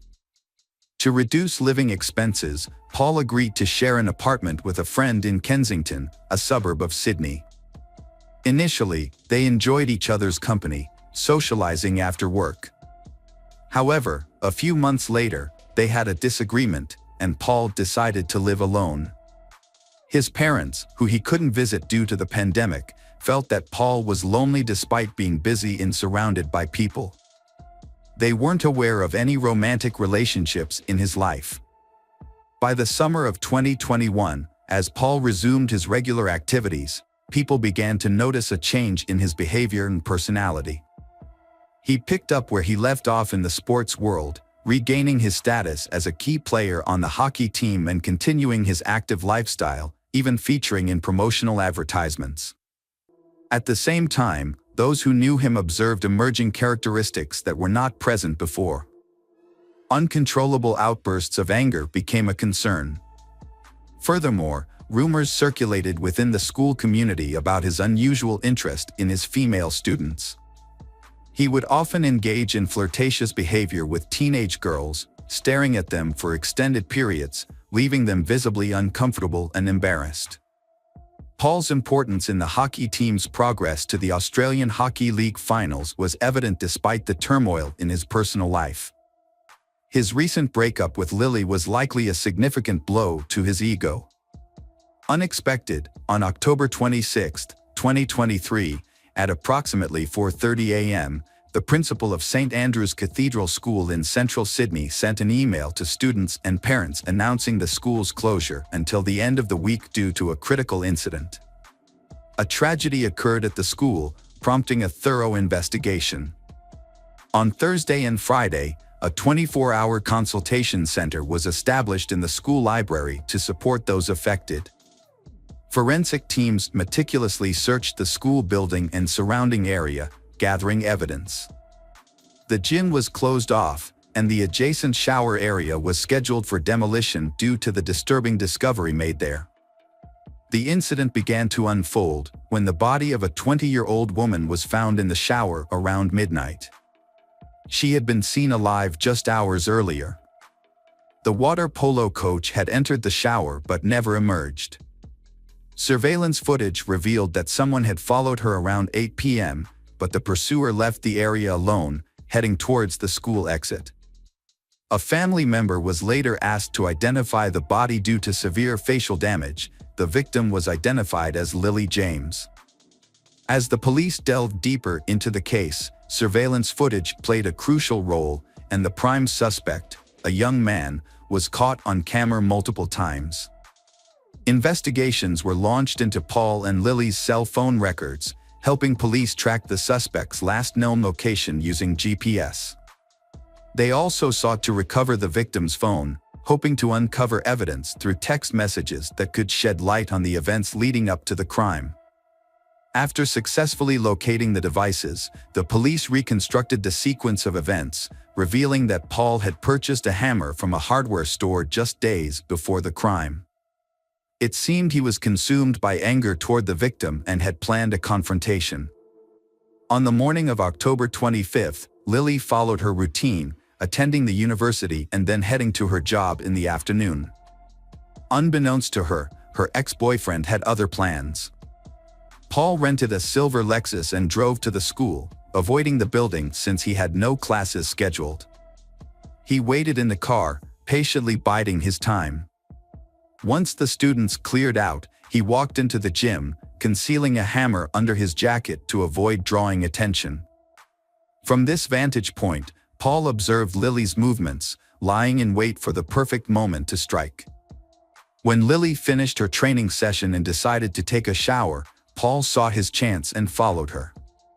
An argument erupted, and in the heat of the moment, Paul attacked Lily, striking her head with the hammer.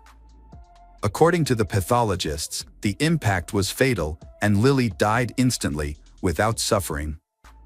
After waiting for an hour, Paul collected Lily's belongings and left the building. He then drove to Diamond Bay, where he disposed of the weapon in a trash can. Security cameras captured footage of him at the reserve at 8:47 p.m. His last known location, as tracked by investigators, was the Gap, a cliff in the eastern Sydney suburb of Vaucluse. As the community was still reeling from the initial tragedy, another shocking event occurred. On October 27th, at 8 a.m., shopkeepers at Diamond Bay Reserve in Sydney's eastern suburbs made a disturbing discovery. A man's body was found just 11 miles away from the site of the first crime. A rescue team, including a bomb squad and Marine Corps personnel, was formed to retrieve the body.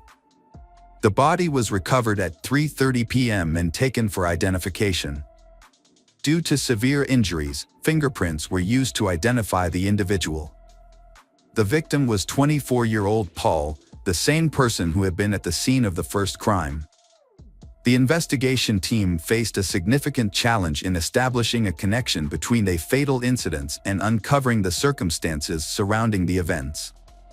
The Gap is a notorious location with a history of suicides. Around 10 p.m., Paul used Lily's phone to send a message to her father, possibly revealing the location of her body. An hour later, the young man made a brief emergency call, but hung up quickly. When police arrived at the cliff, they found the personal belongings of Lily and Paul, but there was no sign of him. A rented car was parked nearby, suggesting that he may have taken his own life due to feelings of guilt or fear of facing the consequences of his actions. On October 26th, police launched a search operation for his body, using helicopters and boats to scour the coastline. The first day's efforts were unsuccessful, but the next day, a body was found on rocks in a nearby nature reserve. With Paul deceased, the case was closed, and his parents collected his body, opting to cremate it in Sydney. A meeting was subsequently arranged with Tim Watson Monroe, a renowned forensic psychologist with extensive experience in analyzing the behavior of both criminals and victims. Mr. Watson Monroe was asked to share his insights on the incident and analyze the behavior of the perpetrator, Paul. According to Mr. Watson Monroe, Paul's actions were characteristic of individuals with an inflated sense of self-importance who struggle to accept rejection. He believed that Paul committed the crime in a premeditated and calculating manner, showing no remorse for his actions. When asked about Paul's decision to end his own life, Mr. Watson Monroe provided an explanation. Mr. Watson portrays Paul as a self-centered individual with psychopathic traits. Some have compared the tragic events to the finale of Romeo and Juliet, but the story of Lily and Paul is unique and unfolds in a distinct way. A genuine love relationship cannot thrive with pride, dishonesty, and betrayal. Unfortunately, Paul failed to grasp this, leading him to overlook the value of the person beside him. His decision to prioritize his own wounded ego ultimately resulted in the loss of a bright and vibrant life. This not only caused lasting pain for Lily's family but also for Paul's own loved ones. Regrettably, his actions left a devastating impact on those around him. Hello friends, welcome to our channel. Today we're going to take a look at another horrible case with you. The case of Adam Strong. Adam Strong was born in 1972 in Cornwall, a small town in Stormont County, Ontario. Little is known about his family and early life. He remained single and childless, working as a gas station attendant and a security guard on film sets. Those who knew him described Adam as quirky and eccentric, often coming across as superior to others. He enjoyed debating and arguing to prove his point, but was not typically confrontational. A review of his social media profiles revealed Adam's interest in BDSM practices, which he openly discussed and shared photos and videos about. Although he never had a long-term partner, some former partners accused him of being a sadist who subjected them to physical and emotional abuse, leading to the end of their relationships. Adam also had a peculiar hobby of writing reviews of adult films and magazines. It appeared that watching such content was a significant part of his free time. Despite his unusual interests, Adam presented himself as a calm and composed individual, showing no outward signs of a troubled or criminal nature. The story took an unexpected turn 4 months later when at the end of December, when David Wood's family moved into the house at 19 Macmillan Drive in Oshawa, they were immediately struck by a strange and unpleasant smell. Their downstairs neighbor, Adam Strong, a 45-year-old single man who lived in the other half of the house, reassured them that it was just a minor plumbing issue that he would fix within a few days. Although Adam was friendly and polite in his communication, there was something unsettling about him that put the Wood family on edge. When David's wife tried to welcome him with some homemade cookies, Adam wouldn't even let her into his apartment. Instead, he stepped out into the hallway, closing his door behind him. In that brief moment, David's wife caught a glimpse of Adam's living space, which was in disarray, and the smell inside was overpowering and foul. Adam borrowed cookies from his new neighbor and quickly left. Later, when they met in the yard, he apologized for not inviting her in, explaining that his apartment was a mess due to upcoming renovations. Despite his efforts to be polite, he seemed nervous. As the Wood family settled into their new home, they tried to ignore a persistent smell. However, on December 29th, they called a plumber to fix a sewer blockage, which had intensified the stench. The problem seemed minor, but what the workers found in the pipes shocked even experienced forensic experts. Plumber Sean Funn and his partner began to clear the blockage in the Woods' apartment. Although they were accustomed to unpleasant odors, they were surprised by the terrible smell inside. They soon realized they needed to investigate further and descended to the apartment below, which belonged to a man named Adam. Adam reluctantly let the workers in, apologizing for the mess. The smell was even worse in his apartment, and when the plumbers reached the source of the blockage, the stench became unbearable. Sean, a seasoned plumber, had never encountered anything as foul-smelling as this in his years of practice. However, an even more disturbing discovery awaited him and his team when they decided to clear the pipe. Adam, already on edge, became increasingly agitated, refusing to step away and bombarding the workers with questions about their methods and estimated time of completion. He later claimed he was simply curious, having never witnessed this process before. The specialists tried to brush off his behavior, but their efforts were soon overshadowed by the gruesome discovery of over 10 kilograms of flesh, hair, and bone fragments in the pipes. Sean was horrified to find disfigured and partially decomposed human fingers among the debris. Adam feigned surprise, claiming he had never seen anything so disgusting, and then asked the plumbers if they had any idea how this could have ended up in the sewer pipe. Sean decided to call the police immediately to report the disturbing discovery. He informed them that he had likely found human remains and provided the address. He made sure Adam didn't touch or disturb anything, preserving the evidence. When the officers arrived, they quickly confirmed that Sean's suspicions were correct. Human flesh had been extracted from the pipes. The police then spoke with the Adam. He admitted that a woman's body had been stuck in the pipe. He even revealed that other body parts were stored in his refrigerator's freezer. Upon investigation, the police found a severed head and limb fragments packed in plastic bags, which were too large. The house was extremely filthy and cluttered, with a kitchen filled with dirty dishes and rotting food, as well as trash covering the floor.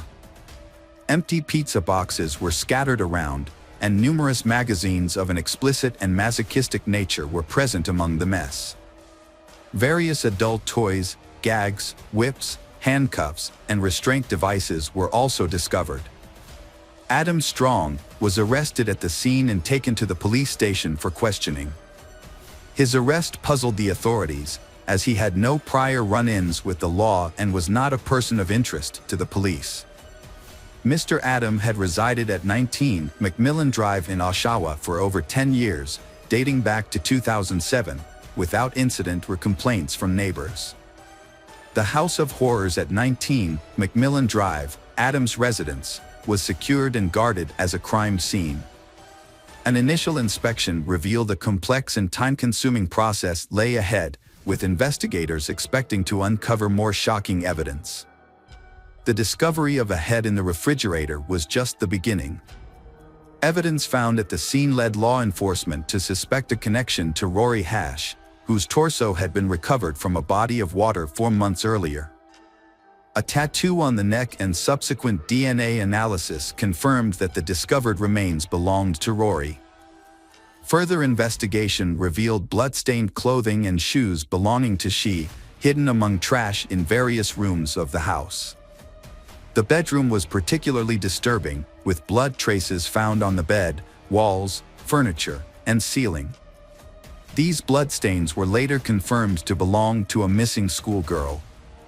A dissection table was also found in the kitchen, suggesting it was used to dismember and gut the victim. The entire scene was gruesome, with blood, skin particles, hair, and bone fragments scattered everywhere, causing nausea in those who witnessed it.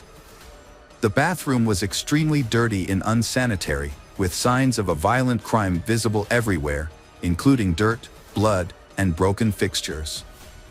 The toilet was dismantled and lay in a corner, surrounded by garbage.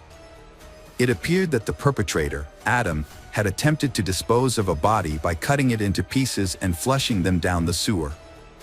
However, he encountered a blockage and, when his attempt to fix it failed, left the scene in disarray.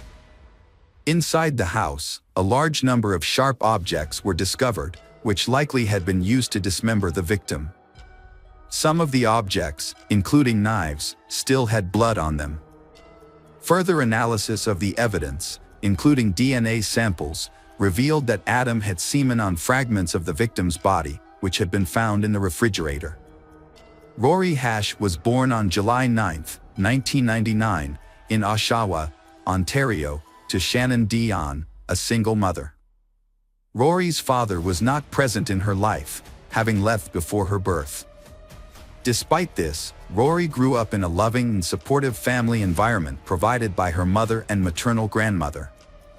Rory's family had an unconventional background, with her maternal grandfather founding and leading the motorcycle club Satan's Choice. He was also a skilled boxer with connections to organized crime. Additionally, Rory's uncle was a member of the Hells Angels motorcycle club and led a troubled life, frequently encountering legal issues. However, this did not affect Rory's childhood, which was remarkably peaceful and carefree. Rory excelled academically and had a passion for dance, winning awards in competitions. Those who knew her described her as intelligent, responsible, and compassionate. At the age of 13, Rory earned top honors as a cadet in her local army unit, showcasing her exceptional qualities from a young age. At 15, Rory's life took a downward turn. A friend introduced her to drugs, and she quickly became addicted. She started spending time with the wrong crowd, neglected her schoolwork, and eventually stopped attending school altogether. For about a year, her family tried to help her overcome her addiction by sending her to various treatment centers, but she relapsed each time. At 17, Rory ran away from home and began working in the sex trade to support her habit. Rory eventually sought help from a specialized service for teenagers struggling with addiction. With their support, she was able to enter mandatory treatment and turn her life around. She found a job at a local shop, studied remotely to earn her high school diploma, and even started thinking about attending college. Rory also started a serious relationship with a boy named Anthony, and they decided to move in together in the spring of 2017. When Rory discovered she was pregnant, she was nearly 18 and felt ready to take on the responsibility of motherhood. Her mother supported her decision, but was unaware that Rory had started using illicit substances again. In mid-August, Rory met with Crane at a shopping center. Crane had been keeping an eye on her for 18 months to ensure she didn't fall back into her old habits. During their meeting, Rory revealed that she had started using drugs again and had lost her job a month prior. She also admitted to exchanging intimate favors for money or drugs. Crane was deeply concerned and promised to help. He asked Rory to wait while he made a call to arrange for her to be hospitalized. However, when he returned, Rory was gone. The next day, Rory's mother and uncle took her to the hospital after finding her in a state of incoherence due to substance use. They left her in the emergency room queue for about an hour, but when they returned, Rory was nowhere to be found. Security footage showed that she had simply gotten up and walked out of the hospital. Her family reported her missing the following day, but despite a thorough search and widespread social media attention, Rory was never seen again. Rory's exact circumstances of arrival at Adam's house are unknown, but it is probable that she went there seeking drugs in exchange for sex. The investigation started when Adam informed the police about the location of Rory's remaining body parts. Initially, investigators anticipated Adam would admit to the crime, but when he was taken to the station, he became uncooperative, refused to answer questions, and denied any involvement in Rory's death, all while remaining calm. The only charge filed against Adam was desecration of a body, as there was not enough direct evidence to link him to the murder. Despite his lawyer's efforts, Adam was not granted bail and stayed in jail until his trial. Investigators attempted to get Adam to reveal more information by provoking an emotional response, but he remained cautious and avoided discussing Rory's visit to his house and his potential involvement in her death. However, Adam freely talked about his interest in bladed weapons and his large collection of knives. A search of Adam's house uncovered a significant piece of evidence, a dirty hunting knife hidden in a closet with dried skin fragments that appeared to be human. DNA testing revealed that the samples on the knife did not match Rory's, but belonged to someone else. It took several months to identify the person, but by July 2017, investigators had confirmed that the DNA on the knife belonged to Candace Fitzpatrick, she who had gone missing about 10 years earlier. Candace shared many similarities with Rory Hash. Both struggled with addiction and had run-ins with the law. They came from troubled families and often ran away from home, sometimes disappearing for months at a time. To survive, they would often exchange sex for food and other necessities. Candace was born in 1989 and was 18 when she disappeared. Her family did not realize she was missing until almost 2 years later, by which time any potential leads had gone cold. Many people believed that Candace's lifestyle and social circle meant she could have gone anywhere. For 10 years, her parents thought she might have run away and would eventually return home.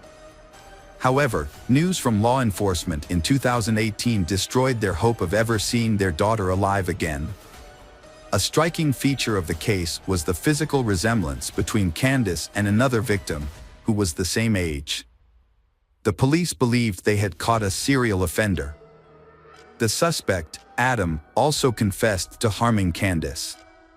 However, Adam refused to provide information about Rory unless the police agreed to improve his prison conditions. He wanted a private cell, a large TV, internet, and his favorite meals. Although law enforcement was outraged by Adam's demands, they agreed in order to gain valuable information. Adam began by sharing his troubled childhood, revealing that he was abused by his stepfather from age 5 and started harming animals at age 7, deriving physical pleasure from these acts. He also discussed his unusual intimate preferences and expressed frustration at not finding a partner who shared these interests. When discussing Rory, Adam described in detail how he had dismembered her, seemingly taking pleasure in the act, but later regretted his plumbing had failed him. However, when questioned by police, Adam denied responsibility for her death, claiming she had died from an overdose and he had only disposed of the body. When asked about Candace, a case from 10 years prior, Adam was caught off guard and attempted to learn how the police had discovered the connection. Upon hearing about the human remains found on an old knife, Adam became subdued and regretted not taking better precautions to avoid detection. He admitted to meeting Candace but denied killing her. Despite a lack of evidence to support his claims, Adam unintentionally incriminated himself during the investigation. In an attempt to gain sympathy, he shared his account of events. However, when informed that the victim, Rory, was pregnant at the time of her death, Adam strongly denied this fact. The police noted that the pregnancy was in its early stages, and therefore not visibly apparent. Adam claimed that he would have noticed if she was pregnant, sparking a realization among the investigators that he would stop at nothing to argue his point. To uncover more information, the police told Adam that Rory was pregnant, which led him to attempt to prove the contrary. In his eagerness to refute this, he shared graphic details about how he had personally examined her body and held her reproductive organs in his hands. Adam's account was detailed and included his physical sensations, describing the flesh as soft and warm. At one point, he even mentioned feeling a pulse. These statements raised suspicions that Rory may have still been alive at the time. Unfortunately for Adam, his entire narrative was captured on camera, and his incriminating statements were presented as evidence in court. When confronted about his earlier statements, Adam tried to retract his previous admissions, but it was too late. The defendant, Adam Strong, refused to reveal what he had done with Candace's body, and despite extensive searches, her remains were never found. Investigators also failed to identify any other potential victims. During one of the final interrogations, Strong showed no remorse, saying, "I don't know if it matters, but I'd like to extend my condolences to her parents." During the trial, Strong's lawyers argued that he was mentally ill and therefore not responsible for his actions, claiming he needed medical treatment rather than punishment. However, the court had to decide whether he was sane and accountable for his crimes or if he should be committed to a psychiatric facility instead of serving time in prison. A psychiatric evaluation found that although Strong had certain mental health disorders, he was aware of his actions and could be held legally responsible. Strong's trial began in September 2020, 3 years after Rory's death and 12 years after Candace disappeared. He was charged with 2 counts of murder and desecration of Rory's remains. Although he never admitted guilt, the evidence found in his home and his statements during interrogations confirmed his involvement in these horrific crimes. 4 of Adam's former partners testified against him, describing his cruel and violent behavior. The prosecution presented evidence that Adam had lured 2 women to his home with promises of money in exchange for intimate services that catered to his specific preferences. Once they were in his home, he would immobilize and torment them for an extended period. In the case of Rory, he likely killed her during the ordeal because he feared she would report him to the police. On September 4th, a signal from Adam's phone was detected near the city harbor, where he had discarded Rory's torso, hoping the current would carry it away. In April 2021, Adam Strong was found guilty of murdering Candace Fitzpatrick and Rory Hash, as well as desecrating Rory's remains. He was sentenced to life in prison without the possibility of parole. Adam showed little remorse, stating that his prison cell was an improvement over his previous living conditions. 6 months after his sentencing, Adam unexpectedly revealed the location of Candace's remains. Following his directions, the police conducted a months-long search that ultimately led to the discovery of human bones. DNA testing confirmed the skeleton's identity as young Candace Fitzpatrick, and this was officially announced. Investigators now strongly suspect that there may be at least one more female victim in the Adam case. During Adam's initial interrogation, his personal belongings were seized, including a chain with 3 rings. Adam asked for the chain's return, explaining that the rings held sentimental value and he didn't want to lose them. Relatives of Rory and Candace later identified 2 of the rings as belonging to their daughters, but the origin of the 3rd ring remains unknown.